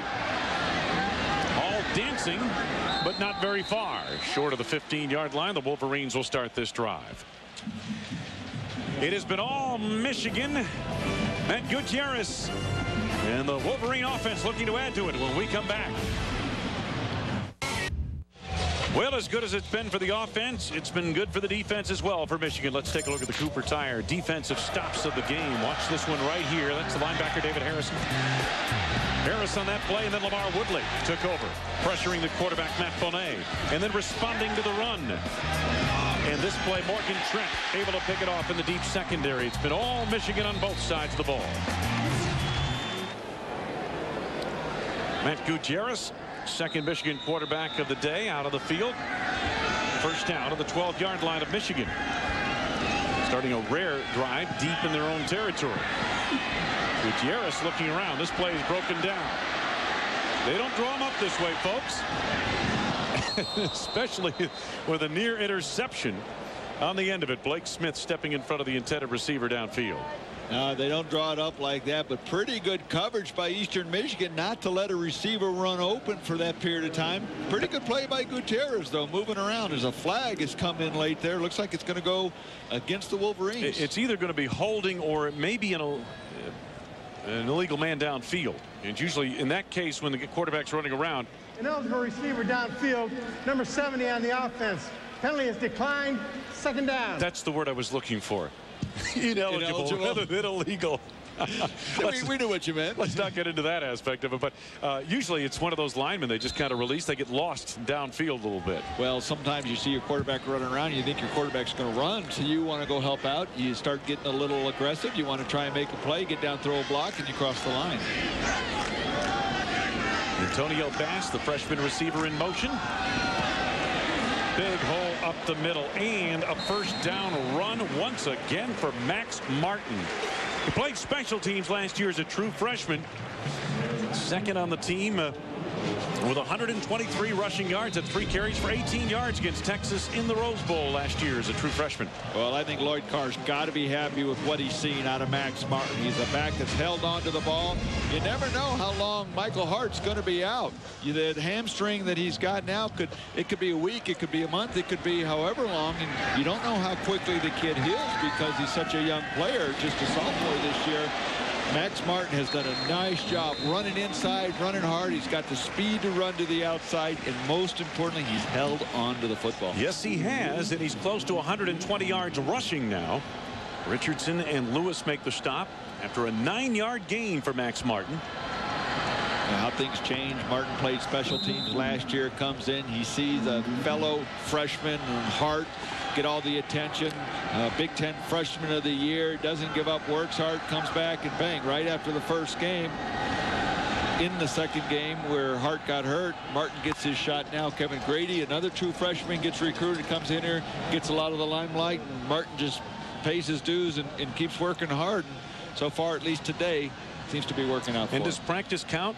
Boy, it sure does in a program like this one. They said that Max Martin had the best week of practice of anybody, and they gave him a shot. They gave him the start here this afternoon and featured him. Not just a start, but they featured him. And you know, Wayne, I've always felt practice helps your younger players more because those guys continue to get better. You don't really know what you got. You don't know whether a kid's not a practice player but a gamer, as you can find out when players get to be seniors and fifth-year seniors. Your freshman, your sophomore, your 18, 19-year-olds, they're going to get a lot better as they practice. They're also building strength, and their bodies change much more, so you don't want to give up on them too early, and you have to evaluate them during practice. Second and short, Gutierrez on the keeper. He's 6'4" and 231, so that's an easy play for him to fall forward and pick up the first down, especially behind the physical front line of the Michigan Wolverines. No, Wayne, that's always a good lesson to learn. A lot of times these kids have had so much success in high school, they don't practice as hard. Sometimes they play both sides of the ball in high school, and they just tend to take it off during practice because they know they're going to play in a game and they want to save it for the weekend, and they're usually playing with bumps and bruises. At the college level, you better be a good practice player if you want to play early in your career. Got some backups in on that offensive line for Michigan. And this is Grady getting the call. He pile drives for a few yards. Gain of about 3. They've got Adam Cross replaced by Mark Beal at the center position. Beal is a junior. Number 54 in the middle of that line. Reuben Riley is still in there at right tackle because they're out of right tackle. Yeah, they may not have any other tackles, period. And you talk about Mark Beal in there for Adam Krause. That was a very tough, very tight competition at the center position as to who was going to wind up being the starter this year. And it was. Came right down to the wire. And Adam Krause was just a little bit better. Bass again in motion. Grady bouncing to the outside and yanked down. Just short of the 40-yard line. And this quarter winding to a close. Matt Gutierrez piloting the Michigan Wolverines as we head to the fourth quarter. Michigan has been very good in all phases, starting with special teams, efficient offense, and defense big time.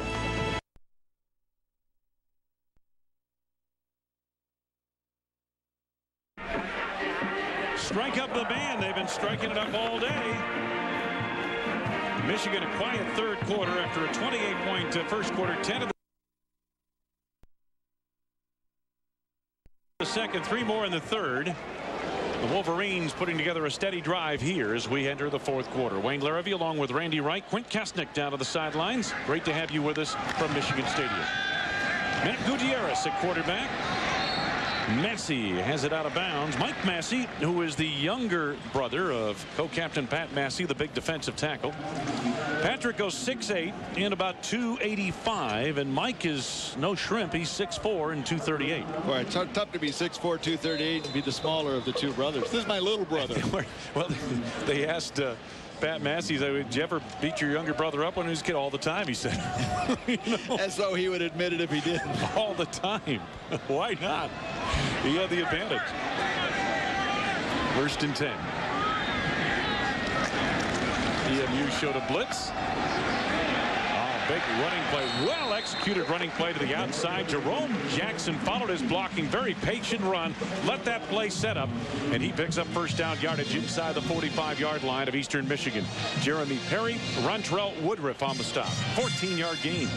When you're talking about Mike Massey, the tight end, and Pat Massey's older brother, Michigan has been tight end by committee since Massaquoi went down in the first game. Had the broken elbow, broken arm in the first game, and don't know how long he's going to be out, but Michigan needs to have a tight end involved in their passing game. It's one of the things that they have always done, and it's important to this offense that one of the tight ends steps up and gets involved. Gutierrez to the freshman, shaking loose at the 20.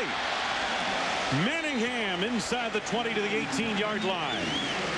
Talking to Jason Avant, the senior wide receiver, and he mentioned to us, and Terry Malone said it as well, he said, you're going to be talking about these receivers, Manningham and Bass, for a long time here at Michigan. Boy, Manningham, you like the way he runs with the ball after the catch. He's quick. He's looking down the field. Where's the opening? Just built like a receiver. Good size, 6 foot, only 185 pounds right now, but he just looks like he's going to be a heck of a player. 1st and 10 at the 19 of Eastern Michigan. Gutierrez, that one-step drop, Bass in the flat, makes the first man miss, and another. Holtzclaw finally gets him down inside the 10-yard line. He's got a first down. Even in close quarters, you could see how these two receivers, Manningham and Antonio Bass, as Terry Malone, the offensive coordinator, said, Randy, they play at a different speed. Well, and they play at a mature speed. They play at Big Ten speed, and that's something very rare for a young kid to come in. It's the biggest adjustments for a skilled position player to make is the speed of the game. And these kids are already, in Terry Malone's words, playing at that speed. Jackson gets a nice block. Breaks a tackle to the end zone for the touchdown. Jerome Jackson on a 7-yard touchdown run got a block initially from the big fullback, the former defensive lineman Will Paul. Well, it's easy to follow a big fullback like that, 260 pounds leading the way, but Jerome Jackson took a pretty solid hit about the 3 or 4 yard line and just wouldn't go down. Just bullied his way into the end zone. Jerome 5'11", just over 200 pounds, and has a little power to his game.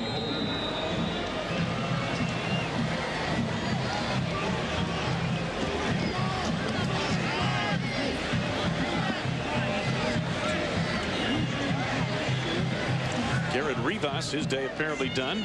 James Bloomsburg getting an opportunity. Kicks the extra point. Had a field goal earlier. 48-0. Jerome Jackson joins the touchdown parade at Michigan. 6 touchdowns for the Wolverines, and what a finish here. Wayne Larrivee, Randy Wright, Quint Kesnick back at Michigan. 6 touchdown drives by the Wolverines here today. And this is the latest.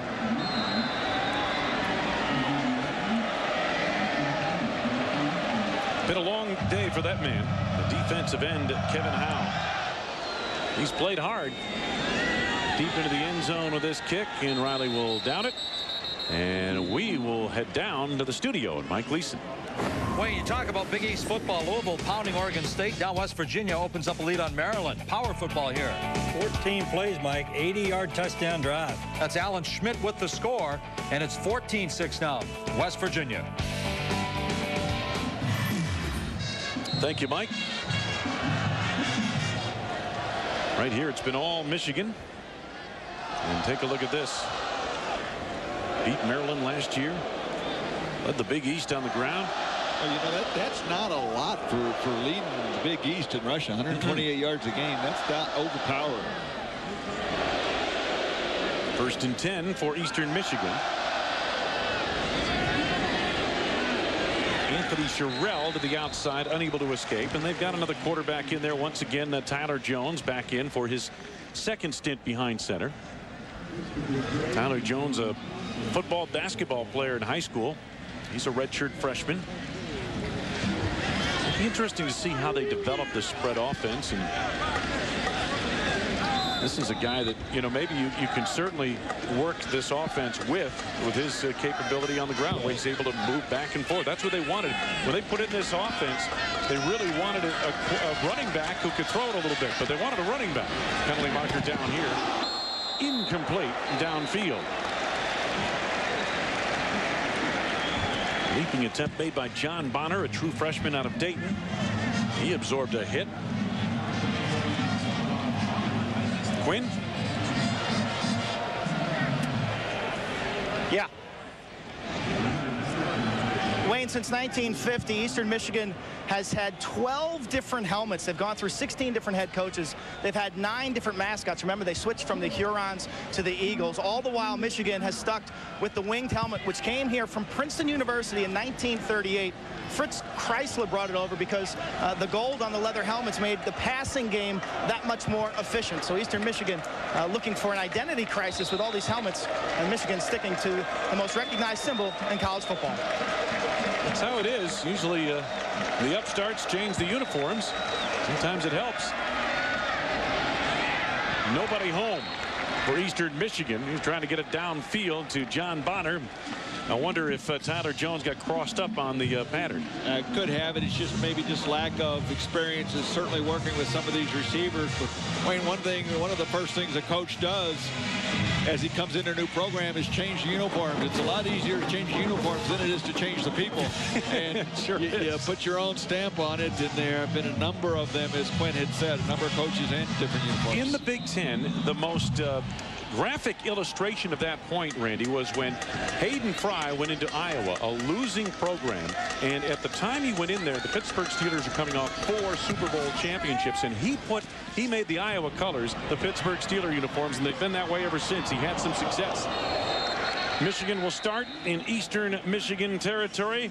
Just over 12 minutes left to go in the 4th quarter at the Big House. Well, when you're at Michigan, you have to take a stop through the Hall of Fame at Schembechler Hall, which is where the football operation is based. There is Charles Woodson's Heisman Trophy. There are 3 Heisman trophies in there, won by Michigan players. And there is the man they named the hall after, Bo Schembechler, on hand here today. He's got a smile on his face, too. I guess 48-0's pretty comfortable for him. He's happy. He's seeing his Wolverines run the football. That's what he knows, and that's what he likes. Jerome Jackson getting the call, and still thinks the only time you got to throw the ball is on 3rd down, and that's only if it's 3rd and long. Yeah. 3rd and 10 or more, right? His Wolverines haven't faced many 3rd and 10 or mores today. No, I tell you something. You take a look at EMU. Rarely has started to drive out beyond their 20. This is the 5th Michigan possession to begin in Eagles territory today, and they have capped those off. So it's one thing to get the ball in that good field position, another thing to take advantage of it, and they have finished those drives with points. Gutierrez is out as a wide receiver. He's at the top of your screen, and getting the call right here quickly is Bass on the carry, and he takes it for a couple of yards. Let's get back to Mike Leeson. Wayne, and I say if Syracuse goes down to Virginia in the Dome, it will not be without a fight. Perry Patterson here. He'll play action, takes it himself, in for the score. Not a 10-point game anymore. 24-21, Virginia by 3. Wayne. All right, thank you, Mike. Back and forth there. Meanwhile, Antonio Bass, you saw him take a snap. He was a running quarterback in high school. He rushed for over 2,100 yards and passed for almost 1,000 yards in his high school career. Gutierrez back behind center. Carl Tabb, the veteran, makes the catch out on the flank of the offense. He's a redshirt junior out of Ann Arbor. Lyle Garrison made the tackle.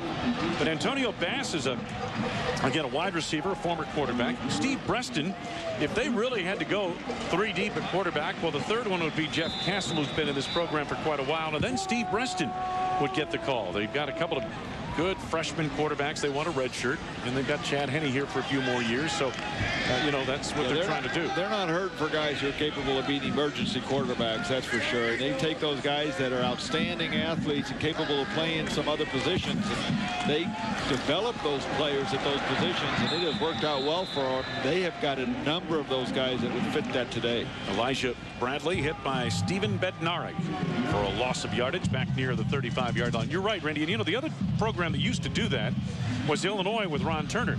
He would recruit a lot of quarterbacks, and he would take most of them and switch them out to wide receiver. Like a Walter Young and a couple of others like that. Well, Michigan has got athletes, and the problem when you take quarterbacks and put them at wide receiver, athletically they can handle it, but it's becoming comfortable running the pass routes. You understand the passing game because you saw it from the quarterback's perspective, and you know the routes and you know all those kinds of things. Nearly intercepted, and then Tad makes a great play on it. Tremendous break on the ball by Lyle Garrison. It went through his hands, and then Carl Tabb stayed right with the play and gets a first down. Another one of those outstanding receivers that hadn't had a ton of playing time, but has taken advantage of the opportunities as they've come here. This is a nice catch. Nice job of concentration, staying involved with that ball, staying on top of it. And really, as you said, a ball that should have been intercepted. Yeah, and there's the tip drill. That's what they work on sometimes in practice. 17-yard gain there for Michigan. 7 different receivers have caught passes. And they've used a bevy of running backs. Elijah Bradley. I've got 4 running backs by my count who've been in the game for Michigan here this afternoon. Well, and they've had success with all of them. And Max Martin, boy, he is a guy that you're going to hear his name quite a bit. And even when Michael Hart comes back, often you don't come back from hamstring injuries 100% the first time you're back. It's a slow process that you work your way into. But Max Martin has really left an impression. Jerome Jackson following his blocking patiently. Spinning close to a touchdown. He's brought down right inside the 1-yard line.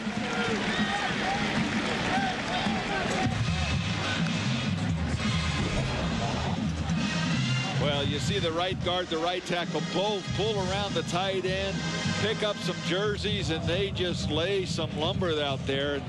Bradley doing a nice job of running hard, as you said, just short of the goal line. How good have they been inside the red zone? Well, they really haven't missed today. Haven't missed today. Pass to the top of your screen. Good size of wide receiver. Elijah Bradley, and why not? He got hit early on that play and got back to the line of scrimmage, maybe a half yard. So it'll be 2nd down and goal to go coming up. Jacob Wyatt, Corey Jackson on the hits for Eastern Michigan. Take a look, not a lot of room to run here for Bradley, and hit in the backfield there by Smith. Does a nice job of coming around from the outside. And you know, Eastern Michigan undersized, overpowered, but they've tried to play hard. 2nd down and goal to go inside the 1. And they want to reward Bradley, and this time he dives past the defender into the end zone for the touchdown.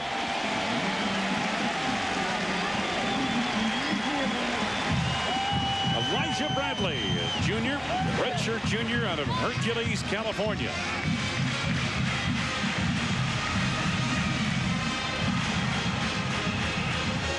Well, the band's gotten a good workout with that song, too. Band and the pep squads here have gotten a lot of activity.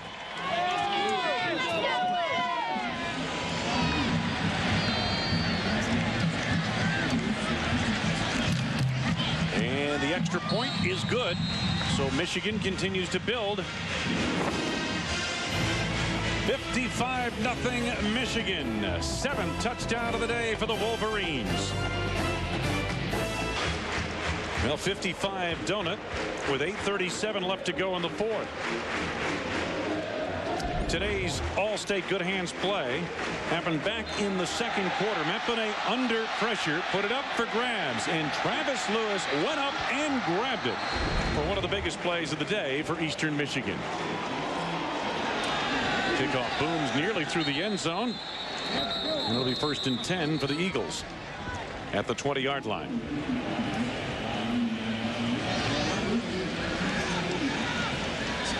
Well, it was a rough day from the start. Eastern Michigan got the football to start the ball game and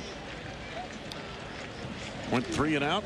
And then Steve Breston got his first major play of the season, his biggest play to date of the season. Well, Jeff Jenick told us the first 10 minutes of this game would be the most important for his team this season, potentially, and certainly in the short season to this point. And it was all Michigan with special teams plays. It wasn't so much offensive play or defensive play. Though they stopped them and forced them to punt, it was the 2 special teams plays early in that first quarter that set the pace. One-step drop, quick toss to the flank. Boy, Michigan's been all over this spread offense. Well, Lloyd Carr told us that he was not very happy with the way Michigan had defended the spread offense in the past. They struggled with it against Northwestern. They struggled with it against Texas. They spent a lot of time trying to prepare for it in this training camp this season. A lot of time trying to prepare for it because more and more teams are going to it. And although the talent level is not the same as what they've seen with some of the other teams that run the spread, the formations and the philosophy are the same, and they've done a much better job stopping it today. Comes the running quarterback, Tyler Jones, close to a first down out near the 30-yard line. Leon Hall, the Michigan cornerback, junior out of Vista, California, mentioned this week. He said, you know, we spent a good portion of the fall camp preparing for the spread offense because they knew they'd see it today. They knew they'd see it later in the season, of course, against Northwestern. Well, and I think they've struggled with it, as we just talked about, over the last couple of years. And some of the teams, and if you're Michigan, you're trying to compete for the national title. And some of the teams that have had such success on a national level run that spread offense, and most notably you think of Texas and Oklahoma. They both run that spread offense and have been national powers for the last couple of years. So if that's where you want to go, you got to figure out a way to stop it. And one of those days, watch this, the turf gremlins got him. Even the turf is making tackles here today. It's tough to play the defense and the grass. Jim Herman's got the turf fired up. Second down.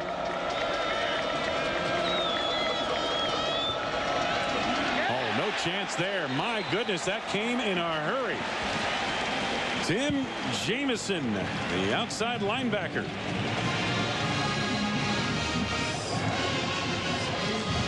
I like the way Jeff Jenick is giving his backup quarterback Tyler Jones a chance to play. And Jones may not like being in this play, but he's getting this experience. And, boy, just a bull rush there and no chance for Jones. I like the fact that if one quarterback is struggling and Matt Bonet, you're pulling him out, you're letting Tyler Jones get a shot out here. And he's played a couple series in the first half, and he's been playing most of his second half now. And it will give him a little bit of experience and a thrill. A.J. Bennett draws a crowd off the pass from Tyler Jones. Sean Crable and Tim Jamison collaborate on the stop. Well, you have to like what Jeff Jenick has got going at Eastern Michigan. They've certainly struggled today, but this offense, he believes in it. It's going to take him a while to recruit the kind of players he needs to run this kind of offense, especially your offensive line. You need smaller, quicker linemen, but you give him a chance to go out and recruit those kind of players, and he's going to have an exciting team. Well, the student section has enjoyed this game today. Andrew Wellick on in punt formation. Manningham back deep for Michigan. Let's see if he gets a chance at this one. Allows it to hit on the 26, and it backs up. EMU downs it near the 29-yard line. 5:19 left to go at Michigan. Steve Breston getting a break here in this second half. This is the Liberty Mutual play of the game. First punt return of the day. They tried to kick it away from Breston, but he was able to pick up and cut into the open field. 72 yards downfield. They finally got him to the ground. Nelson Drew, touchdown saving tackle, but not for long. 3 plays later, Michigan was in the end zone behind Max Martin.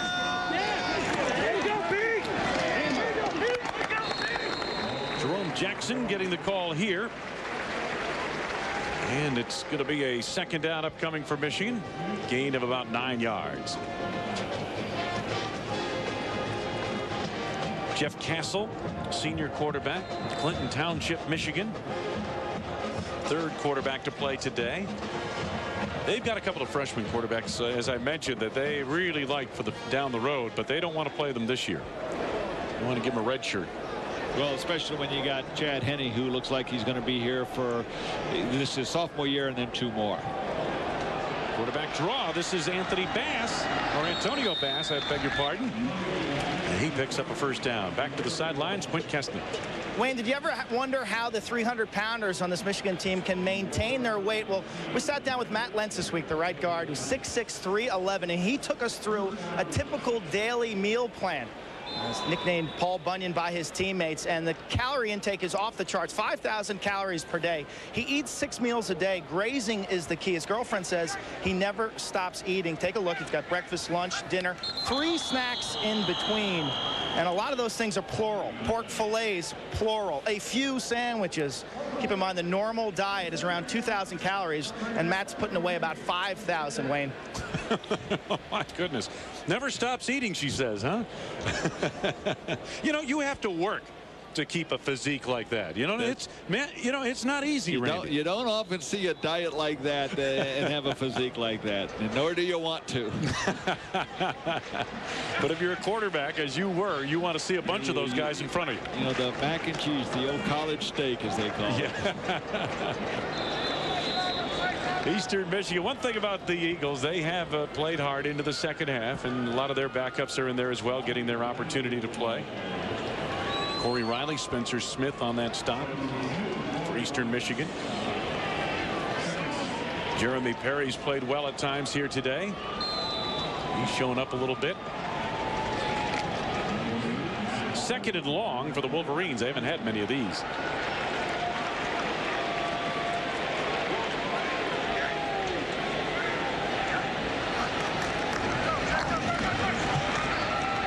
Straight up the middle. And let's get back to Mike Gleason in the studio. Wayne, ACC Big East, West Virginia, Maryland. This one is going to go down to the wires. Check out JoJo Walker, Derek Finner, great blocking. Now it's 21-19. They went for 2 unsuccessfully. 21-19, West Virginia. Thank you, Mike. Another Michigan quarterback in there, Matt Wilde. Another penalty coming up on the Wolverines. Lloyd Carr won't like this. I know he's emptied the bench, but he's not going to like the penalties he's seeing on this particular drive. Start. Number 70 offense. 5-yard penalty remains. 3rd down. Let's take a look now at our Outback Steakhouse outstanding back of the game. Max Martin early and often. A career day thus far for him, and he proved he can play.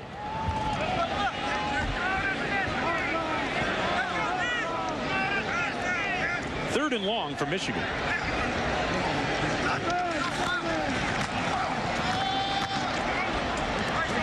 And the Wolverines just looking to keep the clock moving.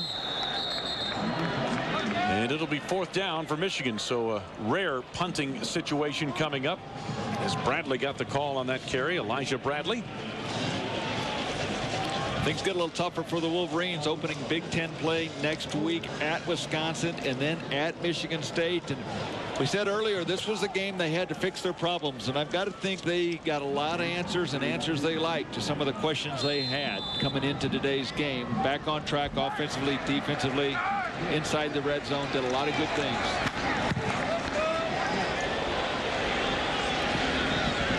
They're going to let it go. It hit one of the Wolverines, and it'll be down where the touch was made near the 16-yard line of Eastern Michigan.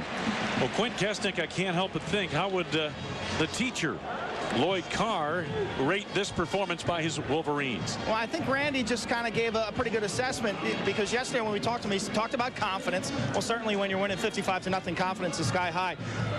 Improving everywhere, which we've seen across the board improvement, and then developing chemistry. That's tough to see from the outside.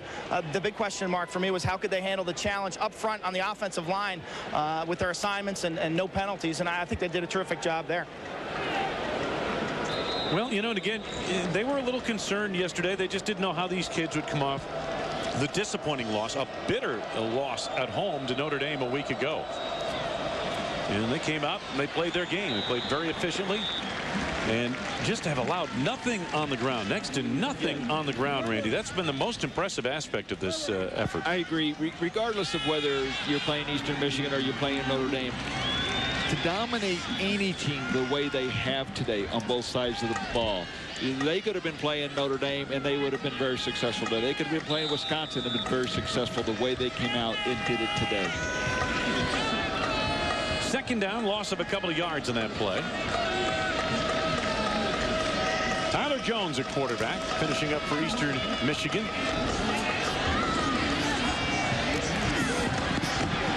Penalty marker thrown here. A rambling run by Nelson Drew, 5'11" and 210 pounds. Let's see what Steve Newman face mask on the defense, tacked on to the end of the run, 5 yards. First down. Our player of the game is brought to you by Jack Link's Beef Jerky. Feed your wild side. I would say Jason Avant went wild today. 8 receptions, 93 yards, couple of touchdowns for Jason Avant. It's funny, he proudly points out that he's from Carver High School in Chicago, and of course Carver gave Michigan one Cassie Russell, and the building just across the way from Michigan Stadium, the basketball arena, they call the house that Cassie built.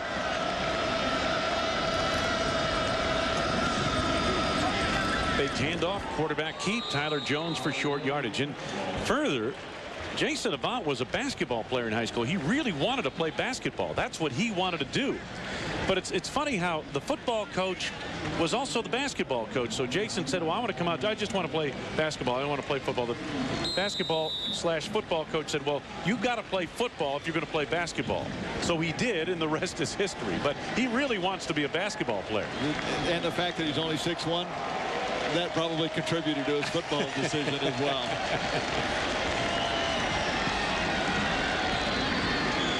Good run to the outside once again by Nelson Drew as time winds down in this one.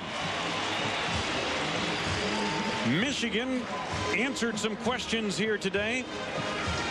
Jeff Jenick's squad ran into a buzzsaw. The fired up Wolverines put it to their closest rivals just 7 miles down the road, Eastern Michigan Eagles. Let's send it back to the studio and Mike Gleason.